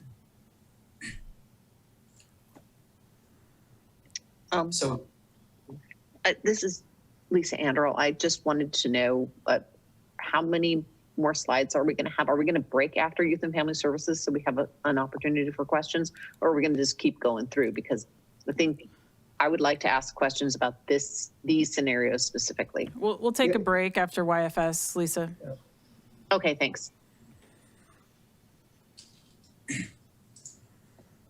So these two charts illustrate what we were forecasting would happen if the COVID-19 pandemic did not unfold. And it conveys the anticipated baseline revenues against expenditures for the YFS fund. The fund balance is conveyed in the bar chart below. And so once we account for the thrift shop's closure, we see how this $1.1 million loss to the YFS fund carries into future years. In particular, you can see the immediate drawdown in the lower bar chart to the YFS fund balance. And this chart, I just want to be clear, assumes right now that we've made no reductions in expenditures. And we have made initial reductions, which we can talk about in just a minute. So this is just assuming, I think it's scenario A, and no reductions in expenditures, which we haven't updated the model yet to show the reductions we have made. And a large reason why we have not updated the model is because we're still parsing through the impacts of those decisions and the residual consequences of those decisions with pay for accrual benefits associated with the staffing changes that were made, and we're happy to discuss. So I'm happy to pause at this moment and answer questions regarding the YFS fund forecast. Before we turn to questions, if I can offer just two more pieces of information. The YFS fund had a beginning fund balance of around $600,000. I just realized as I'm standing here, I left my notes sitting on my desk. The unrestricted portion of the beginning fund balance, it's less than $300,000. I want to say it's around $270,000. We also have a small endowment that the city manages. It's also in the ballpark of about $270,000. So the YFS fund does not have a significant reserve balance. Jesse, can you just repeat that? I'm sorry. About the restricted funds? Sure. So just a reminder, the YFS fund is a separate fund. It's one of the city's funds. It's separate from the general fund. At the beginning of 2020, we had a beginning fund balance of about $600,000. I believe the unrestricted portion of that, so not earmarked for a grant or something like that, is around $270,000 to $280,000. So those funds are available right now. And honestly, as I worked on the cash flow modeling over the weekend, I believe those funds are actually expended because of the losses we suffered in March. This will be something we'll follow up with you on at the April 21st meeting. The city also has a small endowment for YFS. This is separate than the YFS Foundation endowments. And I believe the balance there is somewhere around $280,000. I mentioned the endowment because it would require council authorization to allow us to use those funds to address some of this deficit. We're not at a position tonight to ask you to take that action. I just wanted to make sure you know that endowment is potentially available. Okay, thank you. Okay, so let's go, since we have a pause, we can go and go do another round robin, and Councilmember Anderall. Thanks, Mayor. Could you back up a slide, please, Matt? And maybe even one more after that. Yeah, I guess, okay, maybe this is the one that I was looking at. And maybe even the one before that so that people can see what the projections are, the scenario A and the scenario B. Scenario A actually assumes a 2.5-month closure, which is about 20% of the year, but it assumes a 50% revenue decline. So can you tell me the thinking that's going into that? Oh gosh, this is Jesse. I didn't bring any of my detailed notes. I've been doing most of the modeling on this. A couple things to note. We did lay off a number of staff. However, they're paid all the way out, many of them through April. Many of them had cash outs, so that factors into the model. Yeah, I apologize, Lisa. I did not bring my detailed notes on this analysis. I will tell you this, I've gone line item by line item and sorry, I mean, I don't know if this was in the budget stuff. There was a lot of information to digest in the agenda packet, and that's not a criticism. It's just human limitations. So I don't know if I could have come up with this question beforehand or not, but. That's okay. I apologize. I've got about 15 spreadsheets that backs into this number. So, and I don't have them with me at the moment. So just a couple things to remember. The thrift store shut off in mid-March. We had expenses that incurred all the way through the end of March and even into April because some of the staff we laid off were contract employees and we had to pay them for an additional 2 weeks. Many of them had vacation balances, so we also had to cash that out. So that is factoring into the model. So are these revenue figures net or gross? Gross. Okay. I might be able to. So then but no, come on, let me finish my Sure. question. So then the expenses don't have any relevance to the 1.1 million. No, I apologize. You're correct. Sorry. Yeah, the projection is 1.1 million. Oh, actually, let me back up. Sorry, I'm trying to answer a different question than what you're asking. That sometimes that's a good strategy. Right. So your revenues don't come in a linear fashion. They're cyclical over the year.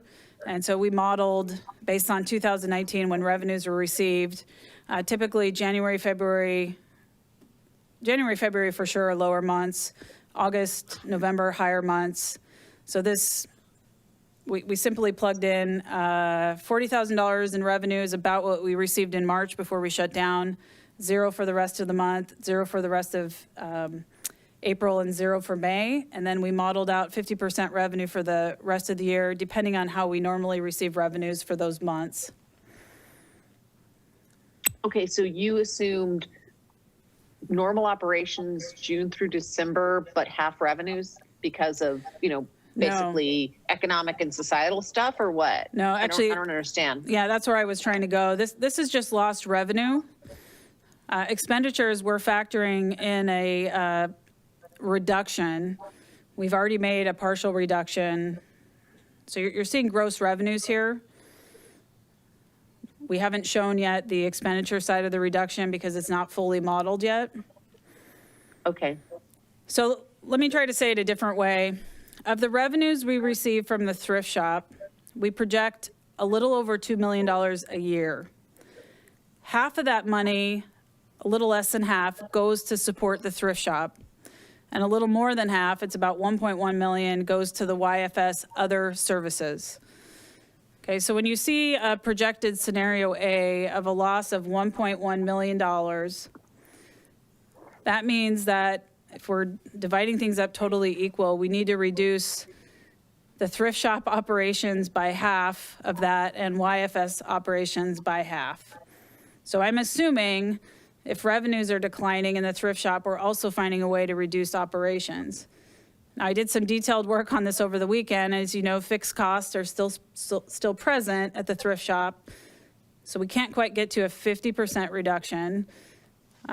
We still need staff. We have no idea how we will be operating, what the scenario will be. So these are gross numbers right now. We'll be coming back to you with what the corresponding expenditure reduction will look like. Okay, yeah, I think I probably need a bunch more questions to fully understand this, but let's just kind of wait until you get more details and I'll follow up. Thank you, though. Okay, great, thank you. Councilmember Jacobson, do you have any questions regarding these slides? Yes, well, I actually, my question goes back to some comments that Matthew made about sales tax. And I wanted to, I'll ask him now or wait if we're going to talk about it later.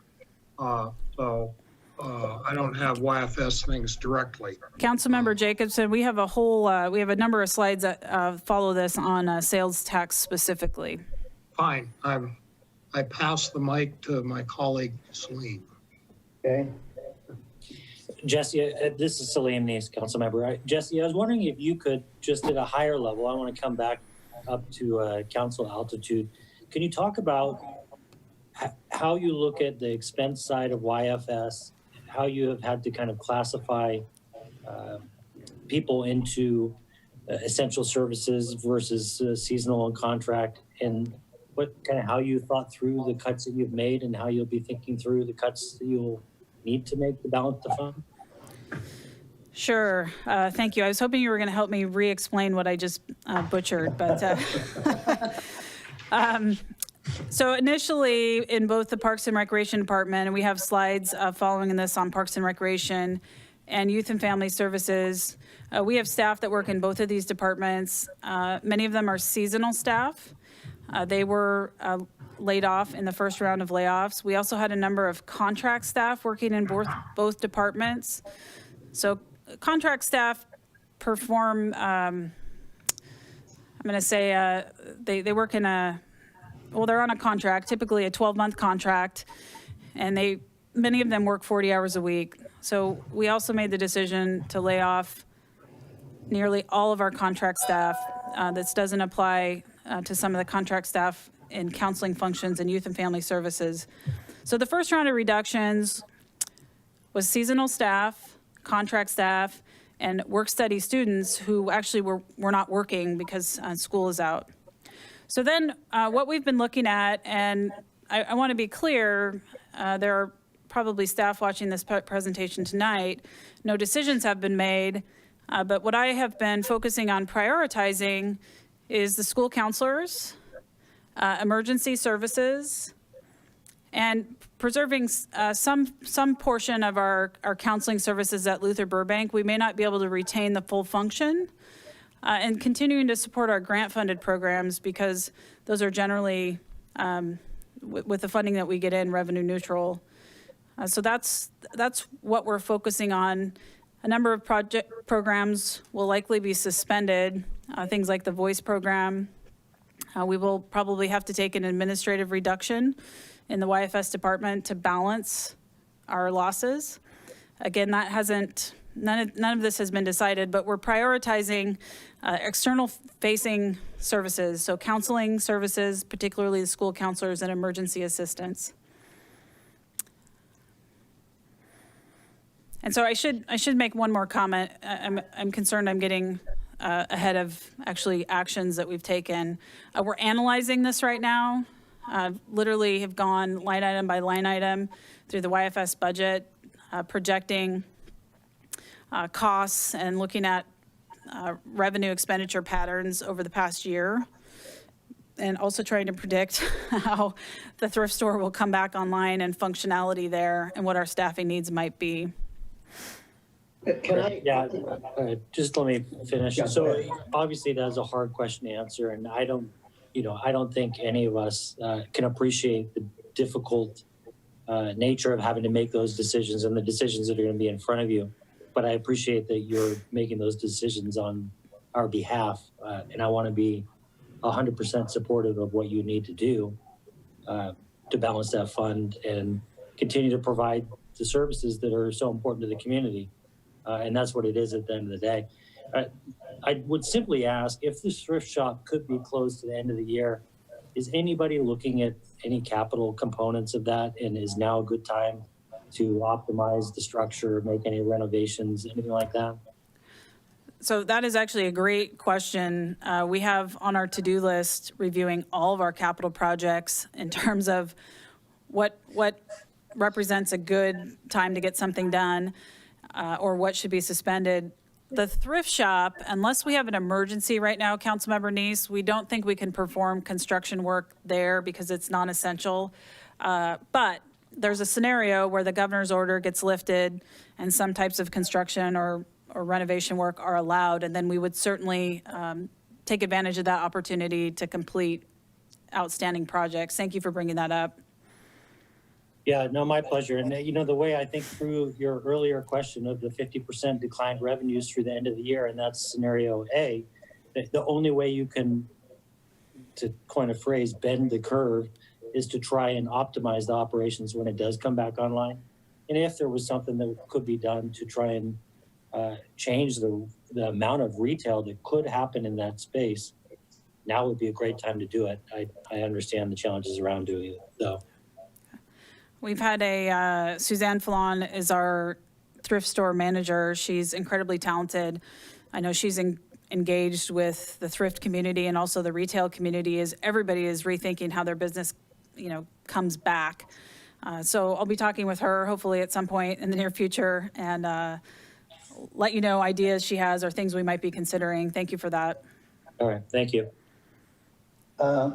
This is Benson. I'm just going to interject this because you brought this up in this conversation. So, Jesse, I appreciate you sharing some of the factors and part of your decision-making process. I mean, it's going to be very difficult, as Councilmember Neese alluded to. Are we, as a council, is the council going to have an opportunity to not necessarily approve, but at least to look and make sure that we agree, I guess, in principle with your guiding, with what your guiding principles are? I mean, is that, I'm certainly not inclined to involve myself in micromanagement, but just in guiding principles, is that something that you're able to share with us? You sort of did that already, but I don't know if there's any more detail that you have or are able to share with the council. Mayor Wong, that's what I'm working from right now. If you're looking to approve city manager decision-making on reductions, that takes us down a slightly different path. Right. No, I'm not. I'm sorry.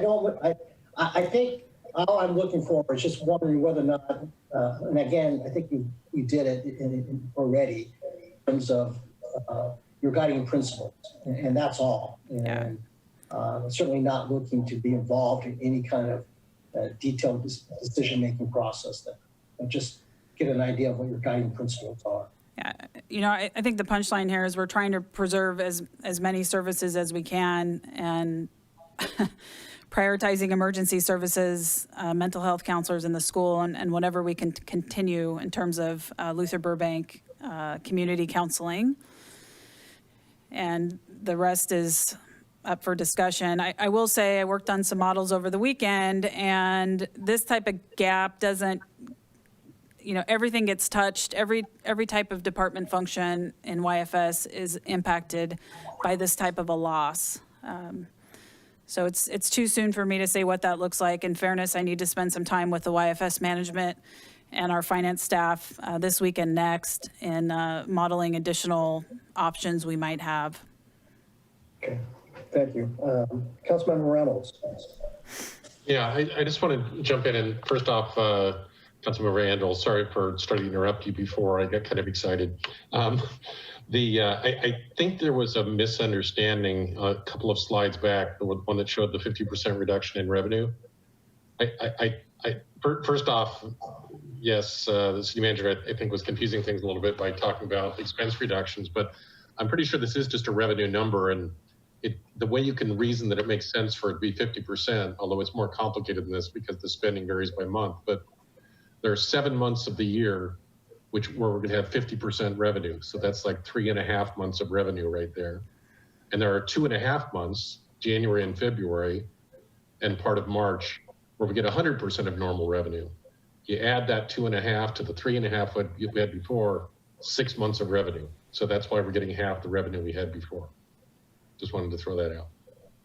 Yeah, well, and if I may just respond, I still don't fully understand the assumptions behind the 50% of the revenues from June through December, because it seems to me like if people are in, recovering from an economic decline, thrift store revenues may be, thrift store shopping may be one of the more desirable.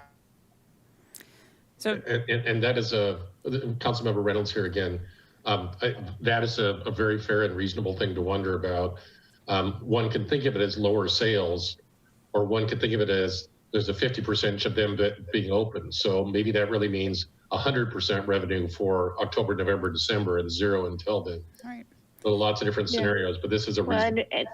You're right, and maybe it means higher volumes but lower prices. No, I'm just curious about what the assumptions are. So let's go back to that really quick. One of the things that we're assuming is what I call restricted operations, which means that for probably well into 2021, we will not be able to throw open the doors of the thrift store and just let people shop like they did freely before.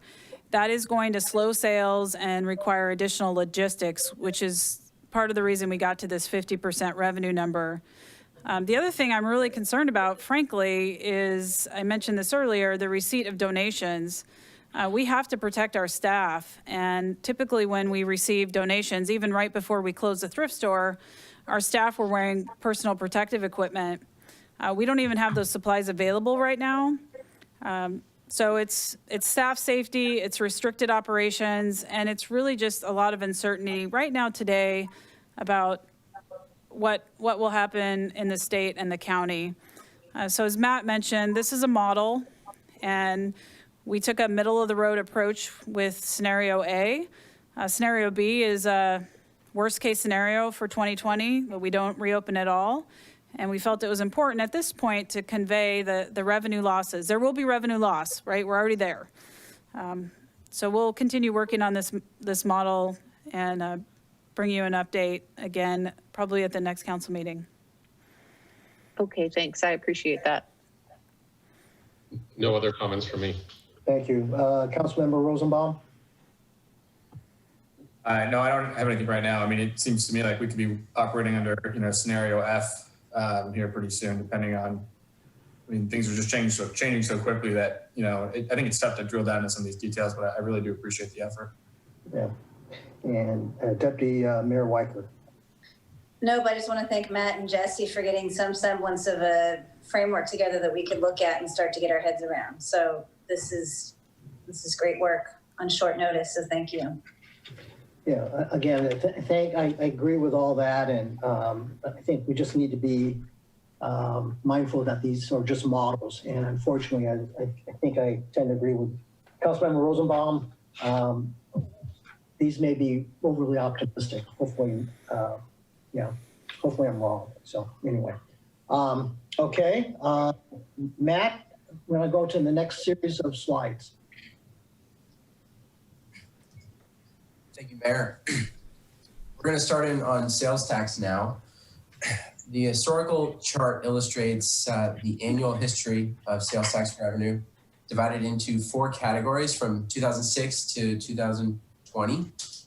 Budget estimates, we are looking at actual dollars, and these are not normalized. First, I'd like to draw your attention to the impact of sales tax between 2007 to 2011. The city suffered a downturn from the Great Recession and rebounded in 2011 through 2018. And you can see at 2018, we are poised for some level of a downturn. Note the largest category is driven by construction, which is the bottom blue color in the bar chart. You can see that there's year-to-year volatility in construction sales tax revenues.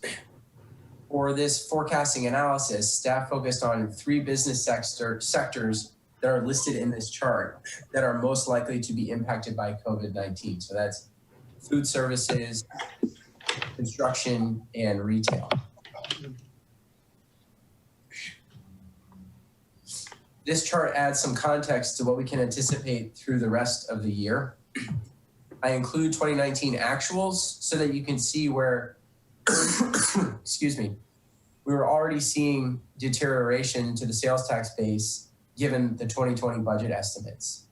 The red line, the bottom dashed line, is forecasted impact to sales tax resulted from COVID-19. So staff project a $1.3 million loss to sales tax revenues in 2020, which is the gulf between the red and the black lines. Again, this is a middle of the road forecast. We are not projecting a doomsday scenario here, but this is not overly optimistic. Happy to answer questions about this chart. How about we mix it up, and I'll actually go the other way alphabetically. So Deputy Mayor Weicker, do you have any questions regarding the few slides that we've seen? No. Okay. Councilmember Rosenbaum? Dave? Sorry, I was having trouble unmuting my mic. Matt, a question I have for you is, how does the work model you've done compared with other cities in the region? Have you looked into that at all? I know you've been super busy, but it's something I'd be curious about, sort of if they're projecting similar percentages and sort of what that looks like. I can't speak to what other cities are forecasting. In terms of sales tax, we definitely looked at regional data. We looked at the Puget Sound's economic forecaster model, but we found that the economic forecaster, in regards to sales tax, did not have the level of specificity, because the city is able to track sales tax by sector, and that adds a level of specificity that increases the quality of our forecast moving forward. And so rather than just applying a percentage decrease to sales tax revenues in Mercer Island, that the Puget Sound economic forecaster predicts as a result of the impact to the region from COVID-19, we were able to apply that COVID-19 projection that we are seeing in the region specifically to construction and food services and retail services. Okay. So we are definitely referencing what's happening within the region, but for the sake of specificity and getting as accurate as possible, we're really focusing on numbers that we have historically. Got it. Thank you. Thank you. Councilmember Reynolds. No comment at this time. Councilmember Neese. Yeah, I'm just wondering if, so as we look at the retail portion of the chart, it was back on slide 17. You see the year-over-year growth in the retail in terms of the buildup in the total sales tax.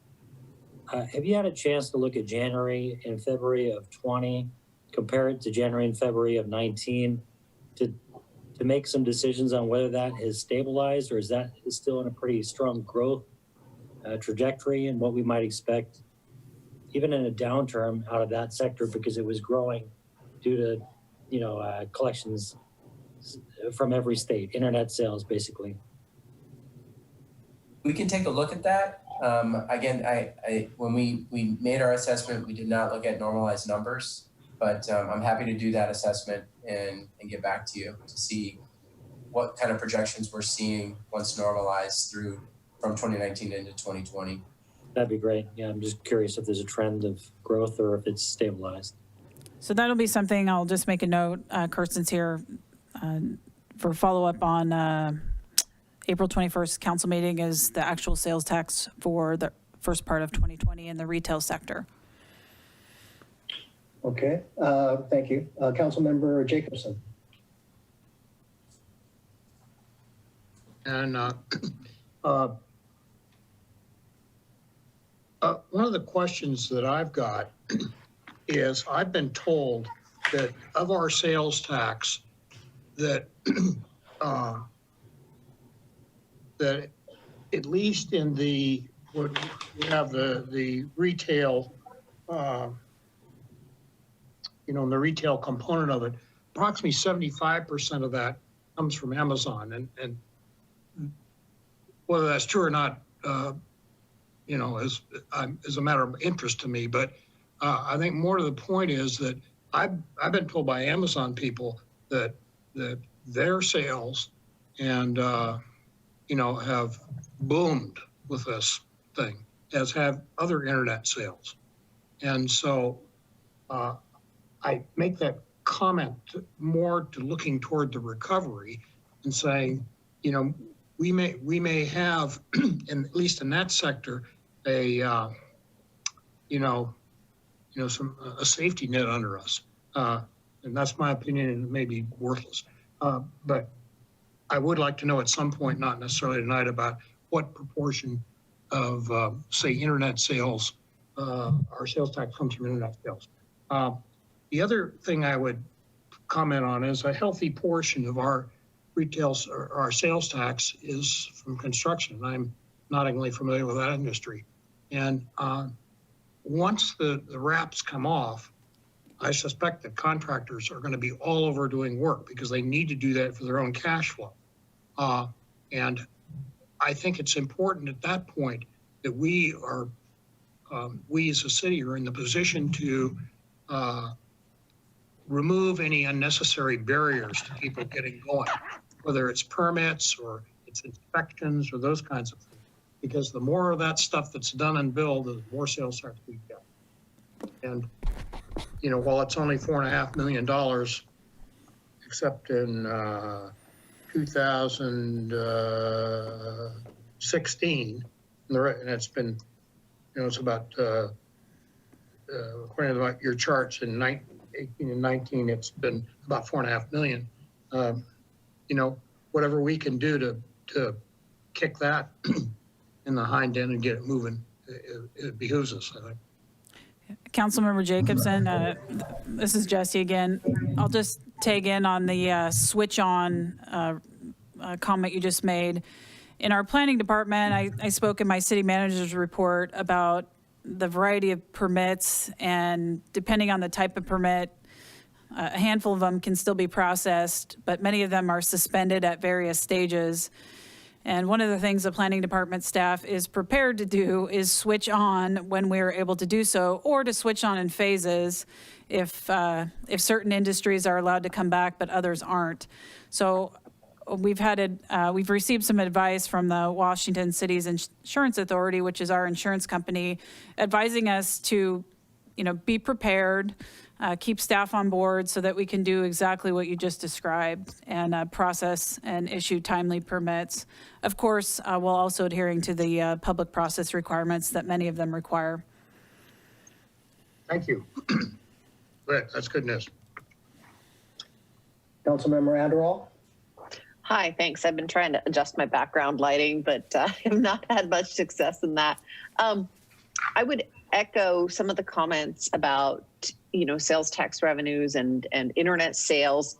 I'm curious about, how much of the sales tax revenue was generated by on-island brick and mortar businesses versus Amazon revenues. Do we have that breakdown, or is it easily available, or is it non-existent? This is Matt. Based on my 3 weeks mining through city data, that information is not readily available, at least at this moment, and based on what I have, my limited horizon here. But I'll pass it over to Lawan, who may be able to speak to more deeply that specific information. Hi, this is Lawan Tellier, Deputy Finance Director. We get a lot of detailed data on sales tax by sector. It does not, and all of that comes from the state of Washington. We do not get specific taxpayer information, so I don't ever be able to detail exactly where the dollars come from down to the Amazon versus brick and mortars. We really only get it by these sectors. So by sector, you mean like food services, retail, versus, yeah. Or retail, oh, that high level. Yeah, it's very high level. All right. Well, and I think I saw in the financial services report that the sales tax revenues are 2 months delayed. So we won't really see the impact of March and April until May and June. That's correct. Okay. All right. Good enough. Well, I mean, we'll see if some of the Amazon deliveries sales tax revenues make up for stuff people were buying off island previously, I guess. I mean, will we have a way to parse that out? I mean, only in that if we know, like we've said, to look at these retail by sectors, if we see an increase in that, then that will certainly be indicative of that. okay, thank you. Matt, this is Benson again. Before you go to Parks and Rec, can I just add, I mean, again, this is looking into the crystal ball, but it sounds like you've been looking at different reports. I'm just curious whether or not what people are suggesting the length of the recession that we may be in. Do you have any idea? I mean, again, it's a crystal ball thing, but. From what we've seen in discussions with colleagues and, well, not colleagues, peers in the city of Seattle and in King County, and again, the Puget Sound economic forecaster, we are anticipating that this would be a V-shaped recession. So we don't know the duration of it, but we anticipate what that means is that once we start to see the orders from the governor lifted, such as stay home and stay healthy, and some return to normalcy, there will be pent-up demand that will re-stimulate certain sectors of the economy in a way that we did not necessarily see with the Great Recession. If the measures that we see currently are in place for an extended period of time, then it will cause a tremendous burden to businesses in various sectors that are currently hamstrung by COVID-19 to actually regroup and come back to a standard level, a normal level of operation. So that V-shaped curve that we're projecting could turn into a U-shaped extended recession, depending on how long this goes for. Okay, thank you. Why don't you go ahead and proceed with your Parks and Recreation presentation. Okay, we are looking at a 5-year baseline pro forma projection for the 4-year, for the 4 primary revenues in Parks and Recreation, listed on the bottom left. The purple at the top of the bar charts are grant revenues, and then the 3 below are in order of parks, facility rentals and sport field rentals, recreation programming revenues, and revenues associated with the community center. These three revenue streams are severely impacted by COVID-19. Facilities closed mid-March, and so staff assume that the facilities and programming will resume in September, generating 75% of the estimated revenues from September to December. So what that looks like over the remainder of 2020 is a cumulative impact of a $1.1 million loss to the Parks Department budget. Matt, this is Jesse. The black line in this line chart illustrates what we were estimating for the 2020 budget for revenues to the Parks and Recreation Department. And the red line is now our modified projection based on impacts resulting from COVID-19. Matt, this is Jesse. Can we go back to the previous slide just really quick? I want to touch on one thing for the council. So council, at this point, we've announced closure of our recreation programs formally through the month of April. We haven't gone beyond that in terms of an announcement, but it's coming. We don't assume that we will resume any sort of regular programming until this summer. And in terms of the summer programs, you know, we typically run a pretty robust summer camp program that drives a lot of revenue for the Parks and Recreation Department.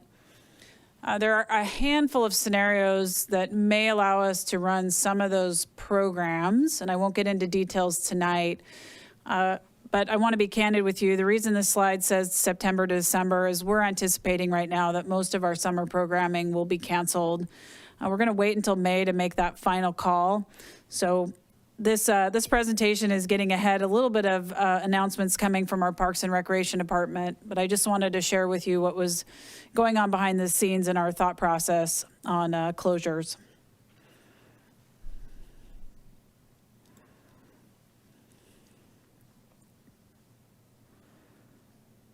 Matt, do you have any more on the Parks and Recreation? Nope, I'm happy to open it up for questions. Okay, so again, we'll start with Deputy Mayor Weicker. Yeah, Matt, August, is that worst case scenario or is that optimistic, like no facility rentals, no summer programming, like nothing? That is correct. That as Jesse mentioned in discussions with Parks Department and what we're seeing in place, we are projecting that the facilities and the recreational programming will remain closed for rentals into August. And again, you know, keep in mind the operating scenarios, right? The Mercer room is used for weddings, and weddings require people to gather in close proximity. I don't know if that is going to be allowed, and if it is, the next question we have to ask is, can we manage it, and can we do it safely? So I'm going to say this isn't a worst case scenario projection. The worst case scenario is the community center stays closed for the whole year. This is our middle of the road based on everything we know today. We do have some recreation team members, not necessarily working on facility rentals. They have their own challenge of switching back on, but other types of recreation programming we might be able to do remotely, you know, dance classes by Zoom, who knows? That may be coming soon. But our programming and rentals are anticipated to be very severely impacted. Okay, Councilmember Rosenbaum. Thanks. Jesse, and you know, this obviously isn't specific just to Parks and Rec, and obviously it hits on the lots of other places as well, including the thrift shop. But a question I have, and I don't think you've got the answers now, but something that maybe down the road you can kind of get us an update on is, you know, how long would it take to get some of these things spun up? Like you mentioned summer camps, you know, if adults are back at work and college kids are back as counselors and kids are looking for something to do in the summer, you know, what's the lead time on something like that? Those are just some questions I have gotten from some folks, and I didn't have great answers. I just don't know. And obviously we don't know what any rules are going to be like for the summer, but down the road, if we can talk about that a little bit more, just to kind of give the community a better understanding, I think that'd be helpful. I can actually answer that question now, Councilmember Rosenbaum. We're fully planned for the summer. So with the exception of staff hiring, let me back up. Some of our summer camps are performed by contract, which means we contract with a third party to host the program. Some of our programs we run ourselves and staff. So the limitation on, there's a limitation on our own programs resuming very quickly because we would have to hire staff. Now, assuming we could probably get over that barrier in a, let's say a month's time, we could mobilize. The contract summer camps are a little bit easier to switch on, although they would conceivably have the same issue with hiring. So you probably need about a month lead time. But in terms of planning, these are programs that we've done successfully for many years. So if we get, the indication that it might be okay to resume some of these programs, and again, I want to emphasize, we feel that we can do it safely and we can keep our staff safe, we will consider it. I need to mention this somewhat maybe obvious comment. We don't have a lot of staff in reserve for these types of programs. So if we start operating, knowing that we're still dealing with a pandemic and staff get sick, we'll be in a shutdown cycle, much like we were experiencing before the full stay home order was issued. So I don't want to get too far. I'm already getting into the weeds. I don't want to get much further into the weeds, but these are some of the factors that we have to evaluate as we're making decisions about when and if programs can resume. Yeah, and like I said before, I think there's so much of this is unknown. I mean, you might have a situation where people are, a party that used to be on a Saturday, now people just want to have, and they want to have it on a Thursday, but, obviously depending on the rules and what it all looks like. But I'm certainly hoping for the best case scenario. Absolutely. And this, the purpose of tonight's presentation, particularly with YFS and Parks and Recreation, is this is a situation like we've never seen before. Our revenues went to zero literally overnight, and we have to make decisions to mitigate for those losses. And we're trying to model something that we only know so much about. So we've got a lot of challenges we're facing. As your city manager, though, I need to just remind you, I take seriously the job to steward our resources. And I can't, we have to make strategic decisions now to make sure we're solvent and able to cash flow not only 2020, but into 2021 and well beyond. So that's some of, actually a lot of what Matt and Luana and I have been working on is the long-term model, 5 years. What do these impacts in 2020 look like downstream? How are we impacting our reserve balances, and what might we need from our contingency fund? But again, we wanted to show you the steep cliff we faced immediately with YFS and Parks and Recreation. For sure, thank you. Councilmember Reynolds, do you have any questions or comments around this? Yeah, a depressing scenario looking at this. A couple of you have made comments to the effect of there'd be pent-up demand when we switch back on, and I absolutely agree with that. But I also recognize that the switch on doesn't happen automatically all at once. When the stay-at-home order is lifted, that doesn't mean everybody's going to feel safe going back to work or dropping their kids off at summer camps right away. It's going to take a while to build up confidence that it's safe. And the ability to go back out is probably going to be lifted gradually. It's not going to be a flip switch all at once. There's also a real probability of a double or triple dip here, where once we start allowing people to get back, the infection rates climb back up again, and we have to shut down again. So I think it's fully appropriate to be a little bit conservative here on these forecasts. And I think what we've assumed here is probably a reasonable set of assumptions given where we are right now, but it's going to take monitoring and ongoing adjustment as time goes on. Thank you. Councilmember Neese? Yeah, I mean, if I look at the chart, I guess with this one, the glass is a little half full for me. We are having the coronavirus hit us at a time where these programs were going to ramp up, which we assume that there's a variable cost that goes with the variable revenue that comes with it. So we're lucky in a sense that we are dealing with this now. I think that as I reflect on what I'm hearing tonight, what I'm seeing, the numbers, the charts, I just have to give credit to staff, to Jesse, that there's going to be a whole slew of tough decisions that she's going to be making right now, and we'll hear about later, and that we have to trust they're the right decisions. And I know that by looking at this graph, she's grappling with, those variable costs related to this revenue that we can't support because the programs have been canceled. And what I think that is additive is the deferred revenue that was in the 2019 financials would be on top of the 1.1 because this starts in January.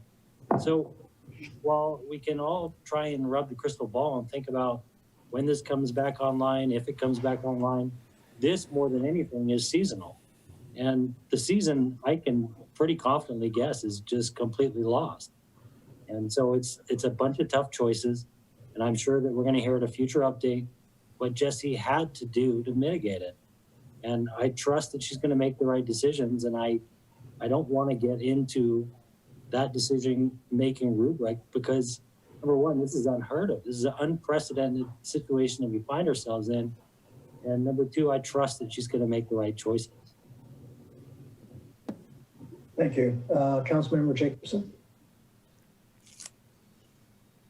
I'm unmuting here.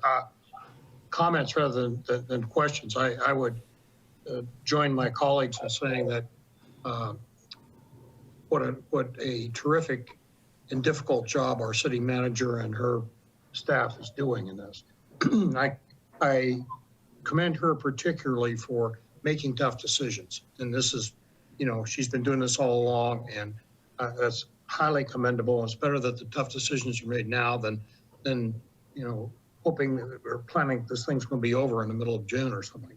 The second thing I'd commend her for is manning up the finance department by hiring Matthew, and so we're putting horsepower there for the analytical kind of work we need to do to guide us going forward.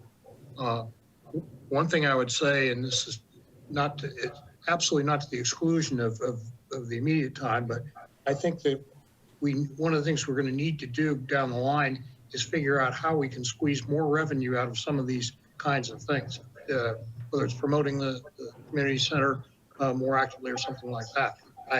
That implies no criticism of what's gone on before, but we are probably going to have to look for some new and other things to do to help us get back to some level of robustness. But well done to the staff. Thank you. Thank you. Councilmember Anderall. Thank you. I guess for the immediate question is, why would the revenue projections for April and May be anything other than zero? And maybe there are still some online sales going on. I wasn't completely tracking whether we were able to do that or not. And then down the road, I'd be interested to see what the expense reductions have been associated with ceasing retail operations. So to see the net, but I know these are hard decisions. And again, I would echo what Jake and Salim said. We trust Jesse to make the right decisions. We know these are tough, but let's go forward and see how we can make the operations more streamlined or better, and maybe create a more consistent funding source for YFS. If being retail dependent isn't the right way to go. So those are my comments, but my question is specifically about the projections for revenues during the time that the thrift shop is closed, and then down the road to see what the expense reductions actually were. Sure. And on this slide, Councilmember Anderell, this is Jesse again. I can't remember why the line is flat. So it reflects, this is Parks and Rec. So it stays flat from February to May. So assuming no revenue, the uptick we see in May, it's actually the money that we get from WashDOT for Aubrey Davis Park maintenance. It comes in around that time. So you see we've got a little tick up there in Parks and Rec revenue, and then a flat line again out through August.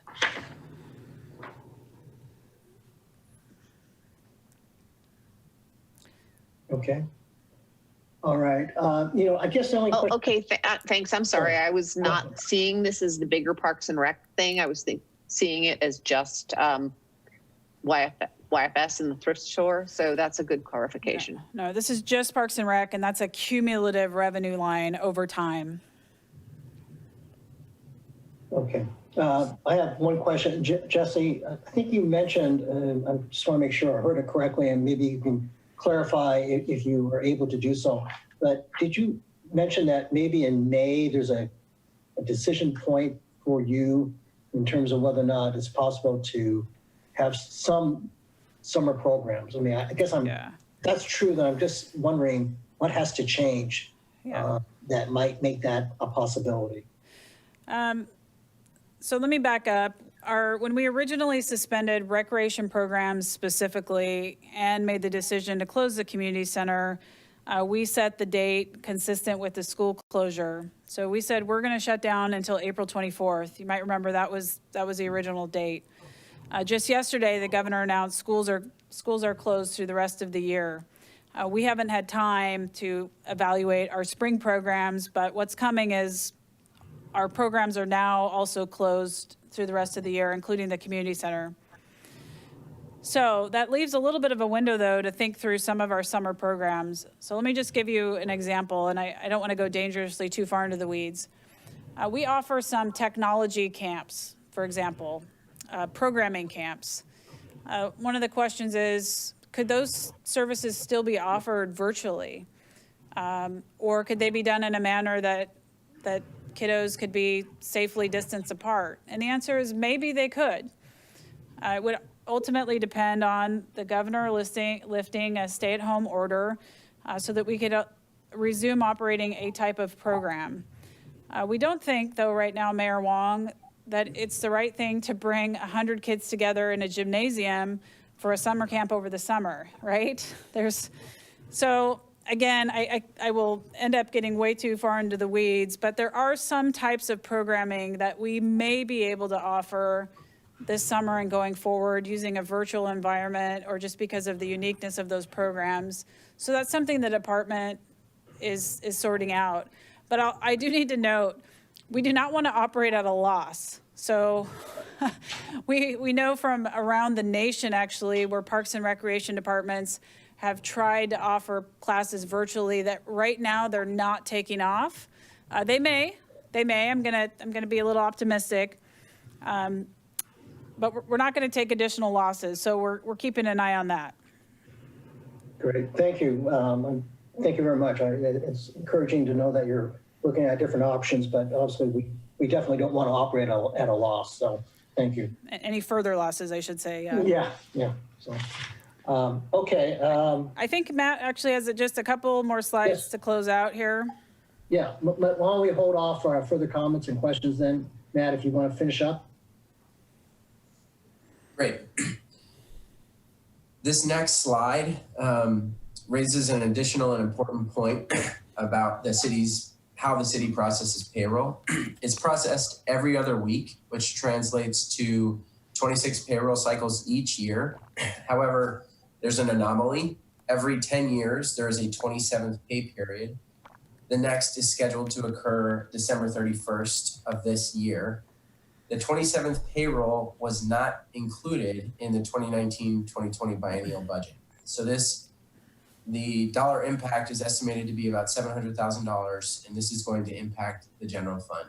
So this is another factor that we are dealing with when we're anticipating impacts to the general fund. So one of the questions this goes back over an hour ago to one of the very first slides that Matt showed where, and sorry, this is Jesse again. He showed the balance we have, the unrestricted balance we have in the general fund. There we go. So $3 million of that, this $700,000 27th payroll, I'm just pointing out that we will need to use 2019 available balance to fund that 27th payroll. So when you asked what will those monies be needed for, that's one item. It's the one major item that's on my radar. There's additional, as a reminder, we have site cleanup work due to an oil tank leak at the fire station that we were in the process of doing the site characterization on. That's delineating this bill prior to the pandemic. So that's another outstanding expense that we have and an obligation. I feel like all I'm sharing is bad news. I'm sorry about that. I just wanted to point out those two financial commitments. And sorry to interrupt, Matt. No, interruptions like that are welcome.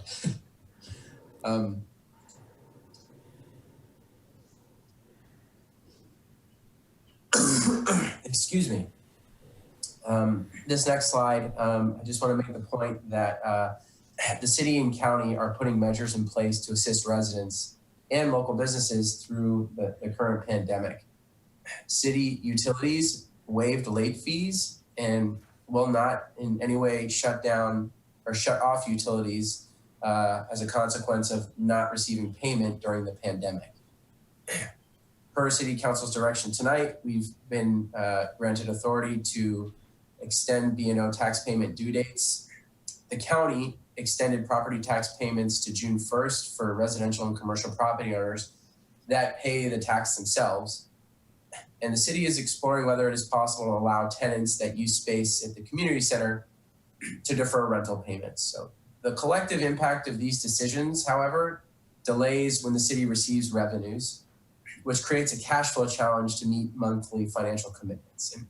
And we haven't included this in the forecast, but we're mindful of it and we're watching it closely. So what you're looking at is a baseline pro forma line graph that spans 8 years.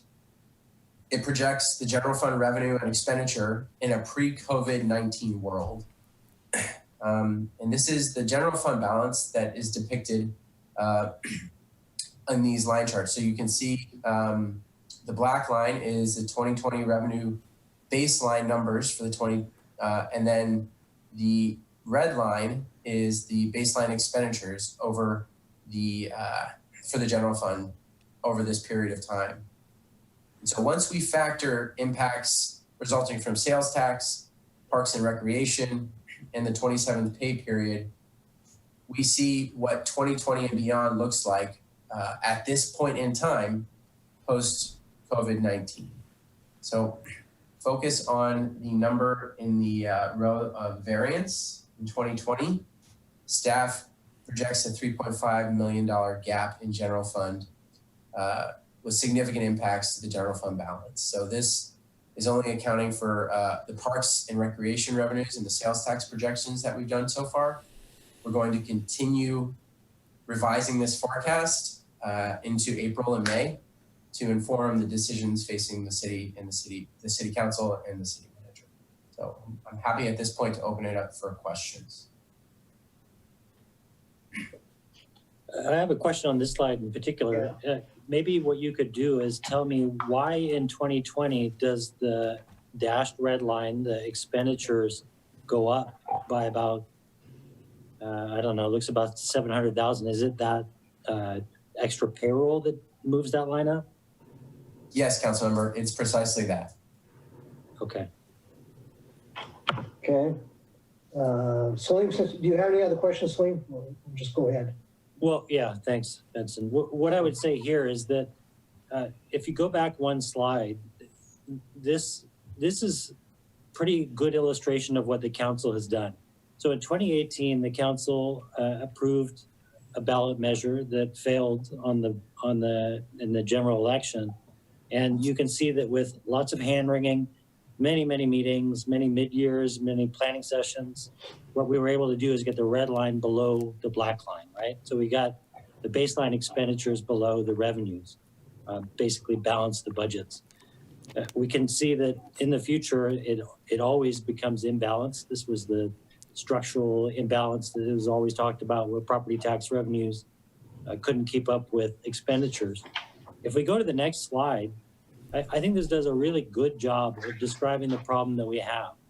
And it's a very severe and is a very rapid decline in revenues that causes this gulf around expenses and revenues in 2020. And the reason that I have, and I kind of continue to make the point about having so much faith in what Jesse needs to do now, is that expenditure line, the the baseline expenditures and even this dotted red line has to be bent down dramatically to make up for that gulf. And we're going to have to dip in deeply to our contingency funds to bridge 2020. And we're going to have to hope that the recession is V-shaped and not L-shaped, because you can see how dramatic the revenue impact has been. That our contingent funds won't really last that long to bridge this type of event, especially if it's an enduring event. So I'd say thanks for that slide. This is a gut-wrenching problem to look at. This is Matt, Interim Finance Director. And if I may, to follow up on Councilmember Nice's point, go to the next slide. You can recall earlier from the presentation where we discussed the fund balances. I'm going to make the point for context. The general fund operates at $32 million annually. So in general terms, it costs the city $615,000 to operate on a weekly basis. That rate, the contingency fund supports city operations for just over 6 weeks. Should other general fund revenues stop in a prolonged COVID-19 reality. And I'll chime in here. Matt said this a couple times. I need to say it again as well. We have some funds that literally went to zero overnight. Some have not. We're still collecting property taxes. We're still collecting sales tax, although we anticipate that slowing. But what this also illustrates is cash flow. So as revenue streams are not coming in as predicted, Matt and Lawan are very carefully making sure we have the funds to keep going. And this is where council, I anticipate at a future meeting, we will need you to take action to allocate either money from general fund, unrestricted pool of money, about 3 million, or the contingency fund to make sure we have access to cash to keep us moving forward. So thank you. This is an extreme illustration. If everything went to zero, what would happen? But I appreciate the context, Matt. Okay. Thank you, Jesse. Councilmember, let's go to Councilmember Reynolds. I appreciate this graph. I think it tells a helpful story. I'm grateful we've got the contingency fund there because it looks like we're going to need it, or else some painful cuts, or both. I look forward to the meeting on the 21st where we talk about the necessary cuts to bring these lines closer to matching. Okay, thank you. Councilmember Rosenbaum. Thanks, Matt and Jesse. I don't have any questions right now. Okay. Deputy Mayor Weicker. Yeah, so Matt, what happens if these revenues are more like an L shape or prolonged, like the assumptions there? What does that look like for you, for us? We would modify the forecast to reflect new information that we would have at that point in time. And we would be looking at a variance that's greater than what we're currently facing. So translation, far worse. Right, which leads to further cuts, which we're already kind of lean and you've cut a lot already, and those are going to be some really tough calls. So I'll just, hope for this better case scenario than worse. And thank you, Jesse, for your leadership. Okay. Councilmember Anderl. Oh, thanks. So just to be clear, can we go forward one slide?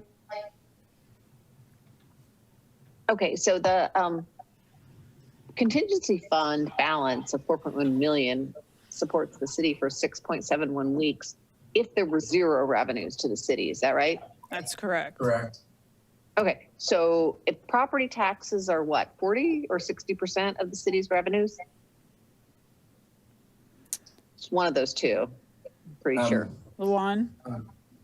This is Lawan. Property taxes to the general fund are about 40%.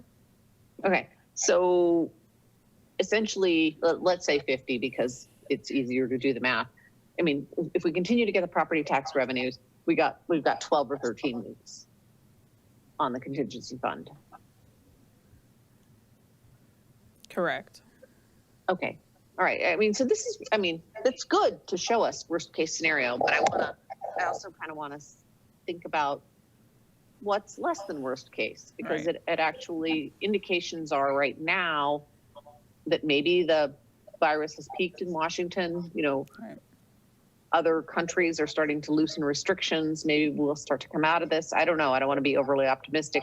You know, I don't want to stake the city's future on a, you know, kind of a pipe dream, but I'm kind of trying to balance pessimism with optimism with realism, and it's kind of tough to mix those things together. We appreciate that, and I've been struggling with the same thing. Thank you. Yeah. Okay, thanks. Great. Councilmember Jacobson? Here. Obviously, we have our work cut out for ourselves. My perception of how much we have really bent the expenditure curve downward is, I think, different from others. And I think we're going to have some significant challenges, because the only way to make those, to close those gaps, not the only way, but it's principally in property taxes. And we're going to have to go to the citizenry to ask for more money. And if we do that, or when we do that, if it's a when rather than an if, I think we better have a hell of a case to be able to make to the public that we've melted everything down. And I'm not suggesting that the current city manager and the staff have not done that. I'm just saying that there's more work to do here. And I understand we've got a very serious situation, and I'm all for dealing with it as early on as we can to ameliorate it. Yeah, actually, Councilmember Jacobson, thank you for bringing that up. Certainly, it's been raised recently. You know, what about a future ballot measure? And for the purposes of our modeling, we're not modeling any new revenue, and that's the right thing to do for now, because that's not money we can count on. So none of the models you're seeing anticipate something like that going forward. If it happens, you know, that's wonderful. But just to be clear, we're not modeling it. And I do take seriously the comment you made about the responsibilities we have right now to make good, prudent financial decisions. Well, thank you. I appreciate your comments. And my only point is that hopefully we don't have to go there, but if we do, the seven of us are going to have to, be able to face up to what we've done. And thanks to your leadership, Jesse, we're going to be okay. We'll see. Okay, so thanks a lot, Jake. I think this slide just certainly underscores the challenges that lie ahead. I mean, and so, as Jake says, I mean, we're all in this together, and it's going to be a very difficult few months as we struggle with how to try to draw that expenditure curve down towards revenue. So anyway, it is definitely going to be a hard task. So look forward to getting more updates and information from Matt and Jesse and the rest of the finance team. I think, Mayor, there may be one more slide. Yeah, there is. Or five more slides. There's steps forward too. Okay. Yep, we've got a handful more slides. I'll try to move through them quickly. Just want to point out factors that are on our horizon to start thinking through and working through. We want to look at how development service revenues are impacted with the city's permit counter prioritizing emergency-oriented permits compared to normal permitting activities. There's also the reality that no new business development will take place during the pandemic. We're also looking at the ongoing impact to businesses that are granted permission to defer tax payments without penalty, what that looks like to the city's cash flow. So, can I add maybe one more that I'm not sure you've got in there, but your yield on your investments is going to go to a pretty low yield, isn't it? Good point. Yes. And I'm not sure that everyone on the council is aware, but our additional contingency fund contributions were, I think, pretty much solely coming from our interest income. So as our general fund expenditures grew, we had to grow our contingency balance, and that was being done by interest income, which now is not going to have the yield to do that. That's a great catch. Thank you. Thank you, Councilmember.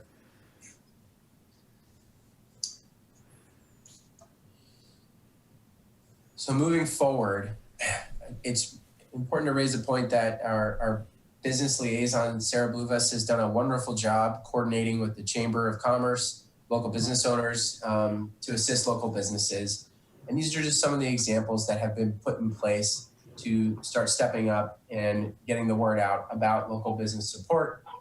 Take Out Tuesday and Shop Local and Spend Like It Matters. These campaigns launched on April 1st. And so we're also, Sarah is focused on making sure whatever resources come out from the state and federal government, that local business owners are made aware of it and are made clear on how to access those resources as swiftly as possible. Staff is investigating several cost-saving measures. While not all of these may come to fruition, these include implementing a hiring freeze for vacant positions through 2020. We are eliminating all professional training and related travel through the rest of this year. And inactive city facilities are powering down, shutting off the reliance on utilities. Staff is exploring other cost-saving measures.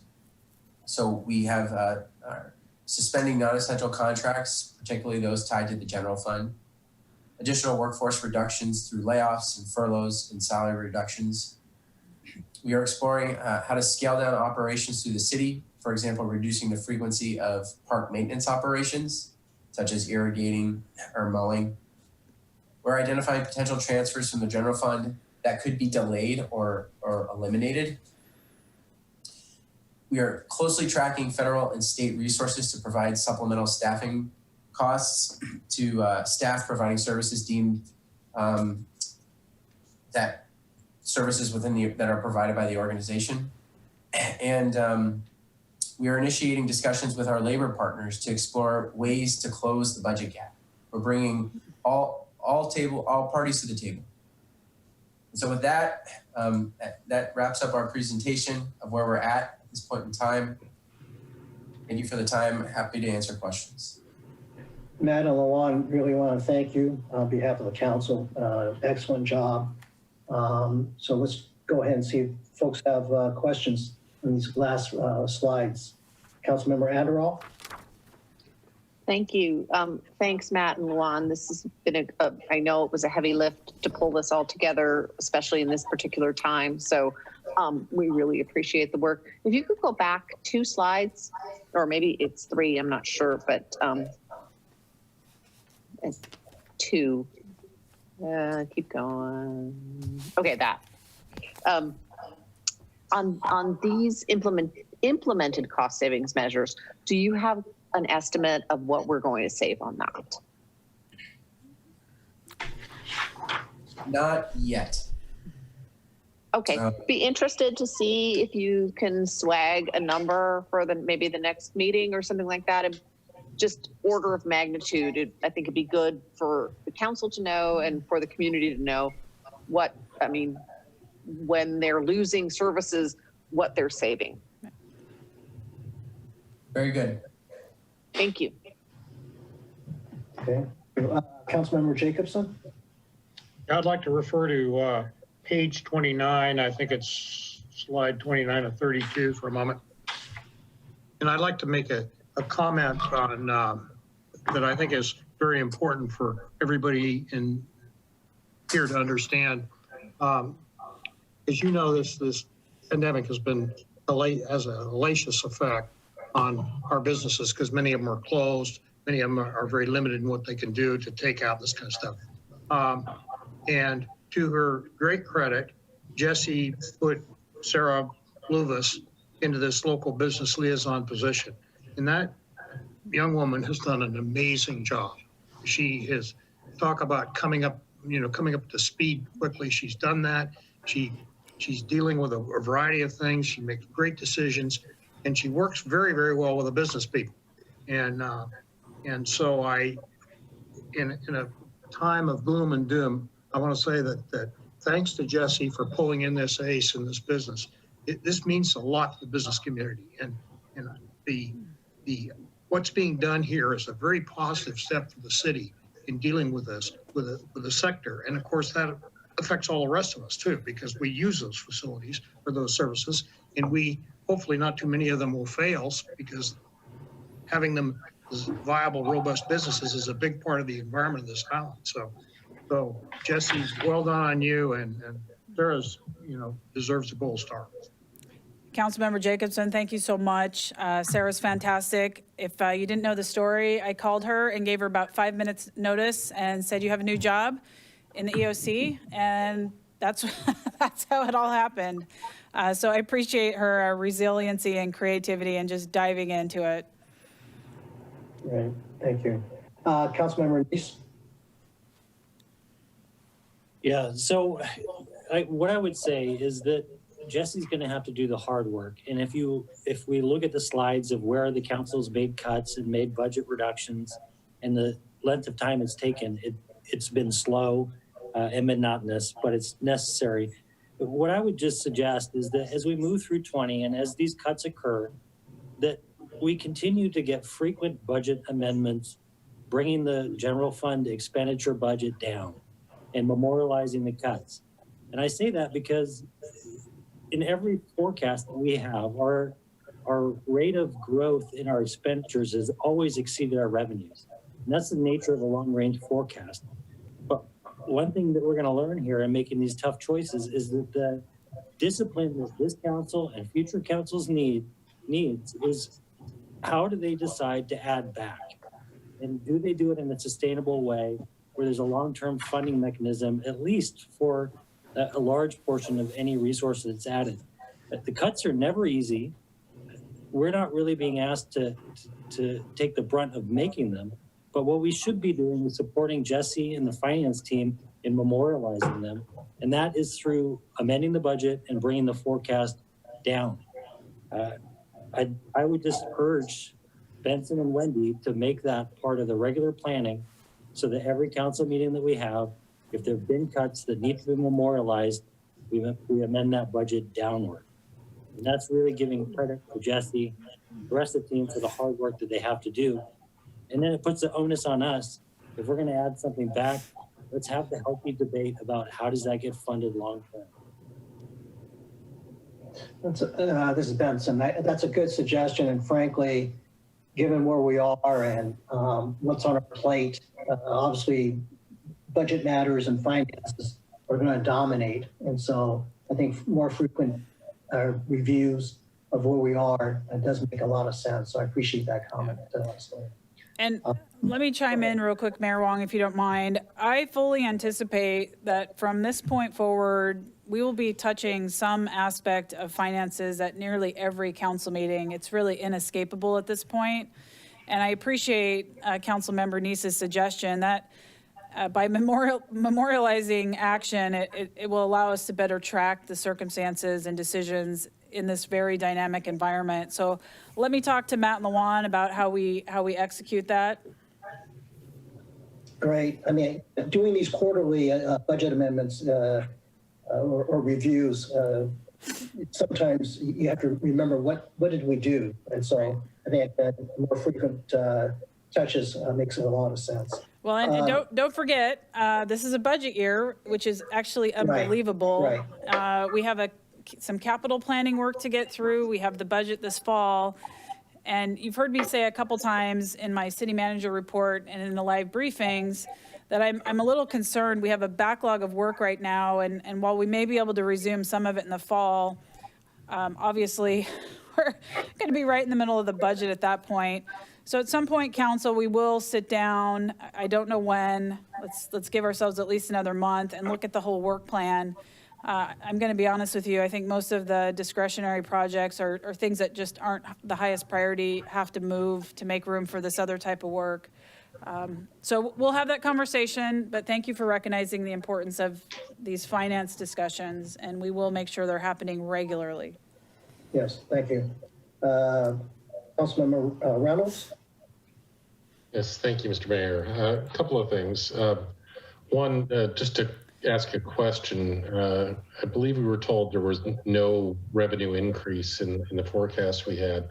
Does that mean that the 1% councilmatic increase was not reflected in that? Actually, Councilmember Rundles, what I was speaking to was no new revenues. Is that what you're referencing? Right. So, but we have the ability to increase the property tax rate by 1% each year. Is that included? That's correct. I believe that's factored into the model. Matt, do you recall? This is Matt, Interim Finance Director. I'm thinking back over the data that we were using and we built in the model, and I'm going to say yes, that was factored into the model. And typically we've assumed about a 2%, give or take a little bit, growth in tax base due to new construction. Was that revised, or did you keep that in at somewhere around 2? Maybe it was 1.5.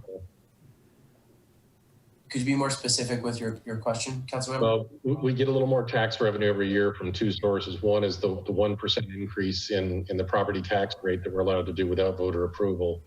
And two is we get increased revenue from increased property tax revenue because of new construction happening on the island and driving up the tax base.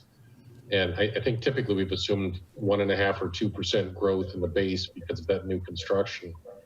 Do you know if that's built into the forecast as well? Yes, it is. Okay, so that may be an element of aggressiveness, since we may not get some of that new construction, I guess. Third thing about the revenue, we have a parks levy that, if I recall correctly, is expiring in 2023. Did you assume that's not renewed or is renewed? We assume that is not renewed. Okay. Okay, that's all very helpful. The other thing I want to do is just generally echo what Councilmember Jacobson said. I've been working with him on this ad hoc committee with Sarah. She's doing a fantastic job. And I think when I look back to January, when we had our planning session, we had a lot of great ideas of things we wanted to work on for this year. And in a way, from a personal perspective, I feel kind of cheated because we're not going to get a chance to work on any of those things, it really looks like. And I think that's the city's loss. But the one good thing that has come out of this is we've got a renewed focus by necessity on relations with the business community, which is critically important. And hats off to the city manager and to Sarah Blubus for making that happen. I think simple things like the fact that we apparently didn't even have an email list for the businesses on the island. And that's one thing that contributes to our lack of connection and understanding of what the needs are and wants are of the business community. And I think one thing that's come out of this is we're starting to assemble such a list. And I'm hoping that will lead to a lot more regular communication with island businesses to help understand what they need to thrive in the town center, because I think when they thrive, we thrive. Thank you, Councilmember Reynolds. Councilmember Rosenbaum? Just want to say thanks to Matt and Luan for putting this together, and also to Sarah for all the small business work that she's doing. A lot to take in tonight. Look forward to learning more. And Jesse, thanks for all the hard decisions I know you have to make. What I'm sure feels like a minute-by-minute basis. But looking forward to working with you all moving forward. Thank you. Deputy Mayor Weicker. I'm just going to wrap it up and echo what everyone else has said, and thank you to staff and thank you to Jesse for your leadership. I also want to thank you guys, my fellow council members, for all the work you're doing and playing to our strengths and leveraging our assets. The group that's working with the small businesses, the folks that are looking at the budget, the folks that are engaging with YFS and dealing with our parks and open space. These are unprecedented, trying, difficult, unpredictable, crazy, scary times. And I'm really proud of the work that's been done so far. And I think we still have a long way to go. And we're in uncharted territory. And I just think it's great to see us come together. It's great to see our staff come together. And it's great to see our community members come together. I know we have folks collecting medical supplies, collecting food for the food bank, handing out flowers on Friday afternoon just to bring a ray of sunshine. So I'm eager to do what we can to get through this. I think we'll be stronger at the end of the day. And I think we need to be transparent in the tough calls that Jesse's having to make and that we're having to work through together. So I just want to thank you guys for being in this lifeboat together, and we'll get through it stronger on the other end. Thank you. Justin, do you have any final words on this, or should we just go back to the agenda now? No, nothing for me. Thank you. And Okay. let me just say, Wendy nailed it.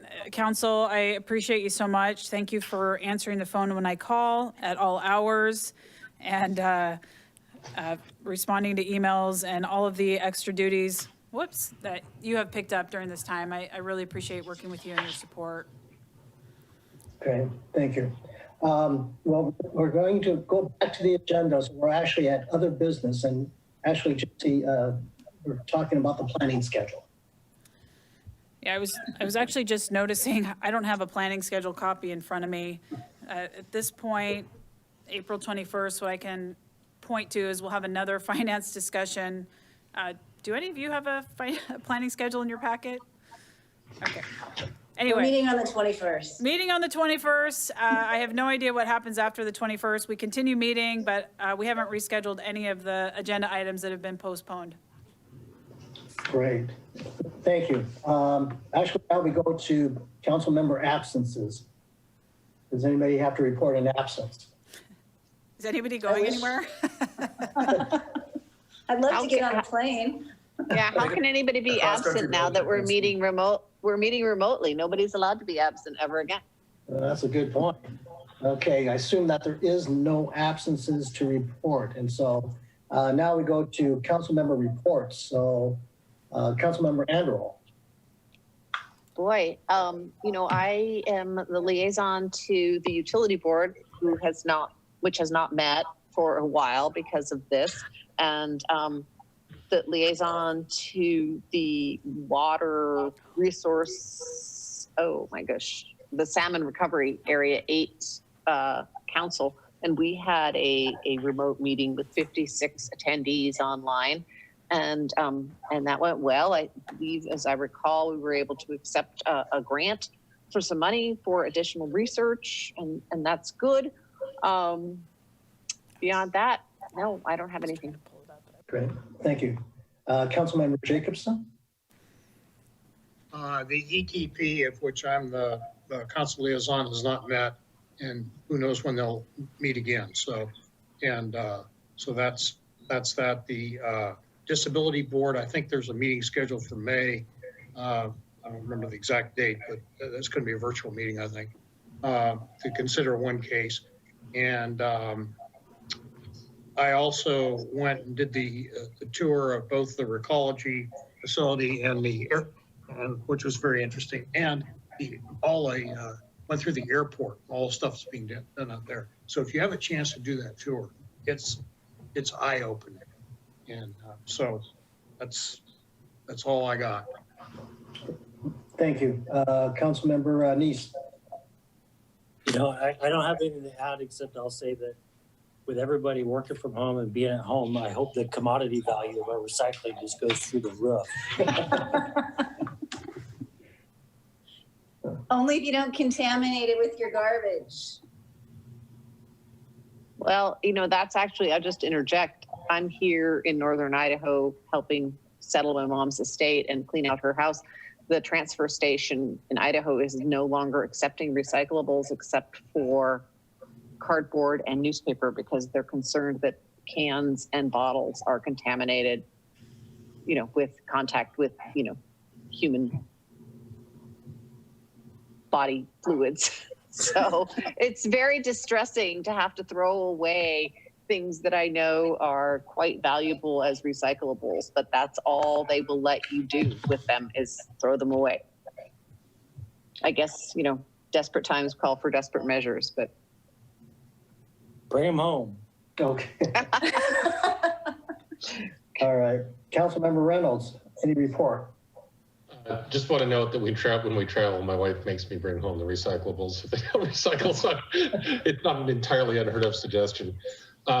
Just want to float one idea of something that was brought up in the discussion with the ad hoc business community relations thing we have, which is we're brainstorming on what next steps are for this group. And we have a number of good ideas. And by the way, thank you to all the council members for choosing to donate to support that ad that we ran. I think that was a very important step and a very important thing to say.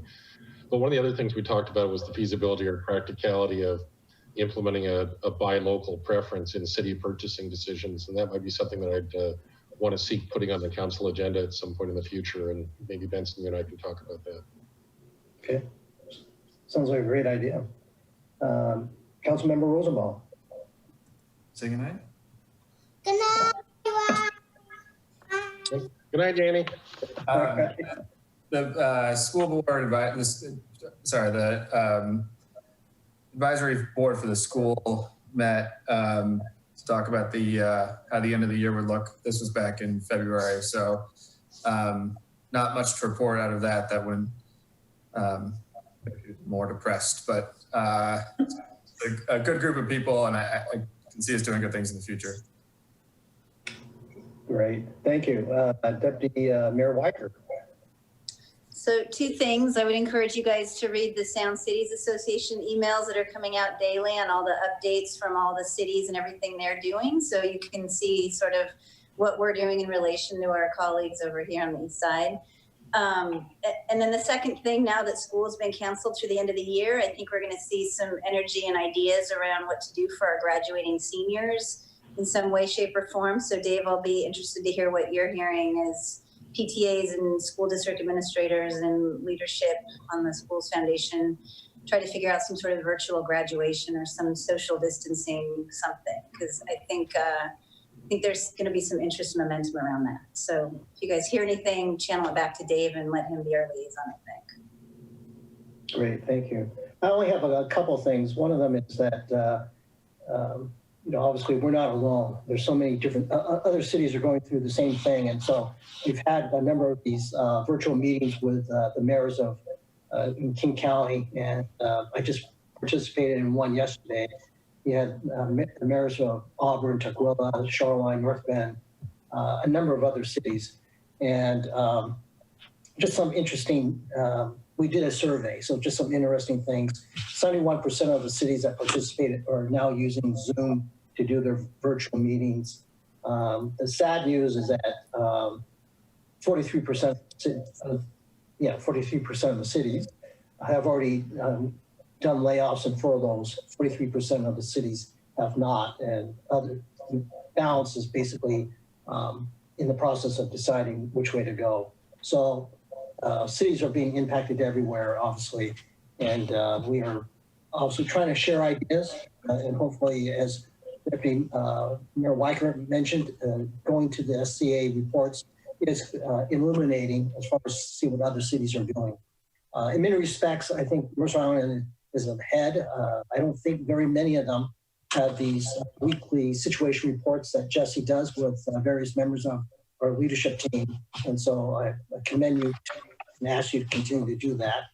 And then one other thing, and I haven't really talked to the Deputy Mayor about this, but the next federal legislation is supposed to focus a lot on providing funding for the states and local municipal, And so I hope maybe you can take the lead on trying to tell us exactly what we need to do. I know there's just more and more information coming out, and people are trying to get cities to, if you can just sort of shepherd this and just make sure that we're kept apprised of all the efforts, because you're on the AWC and also on the SCA board, that, just keep us apprised so we can be supportive of those efforts. Right. So I'll just say keep checking your emails, because the emails alerts coming through on that are coming from AWC and SCA as well. And they're usually pretty timely to ask for a tweet or a text or an email or a phone call to the delegations to push to get some relief to cities, not just to businesses and nonprofits.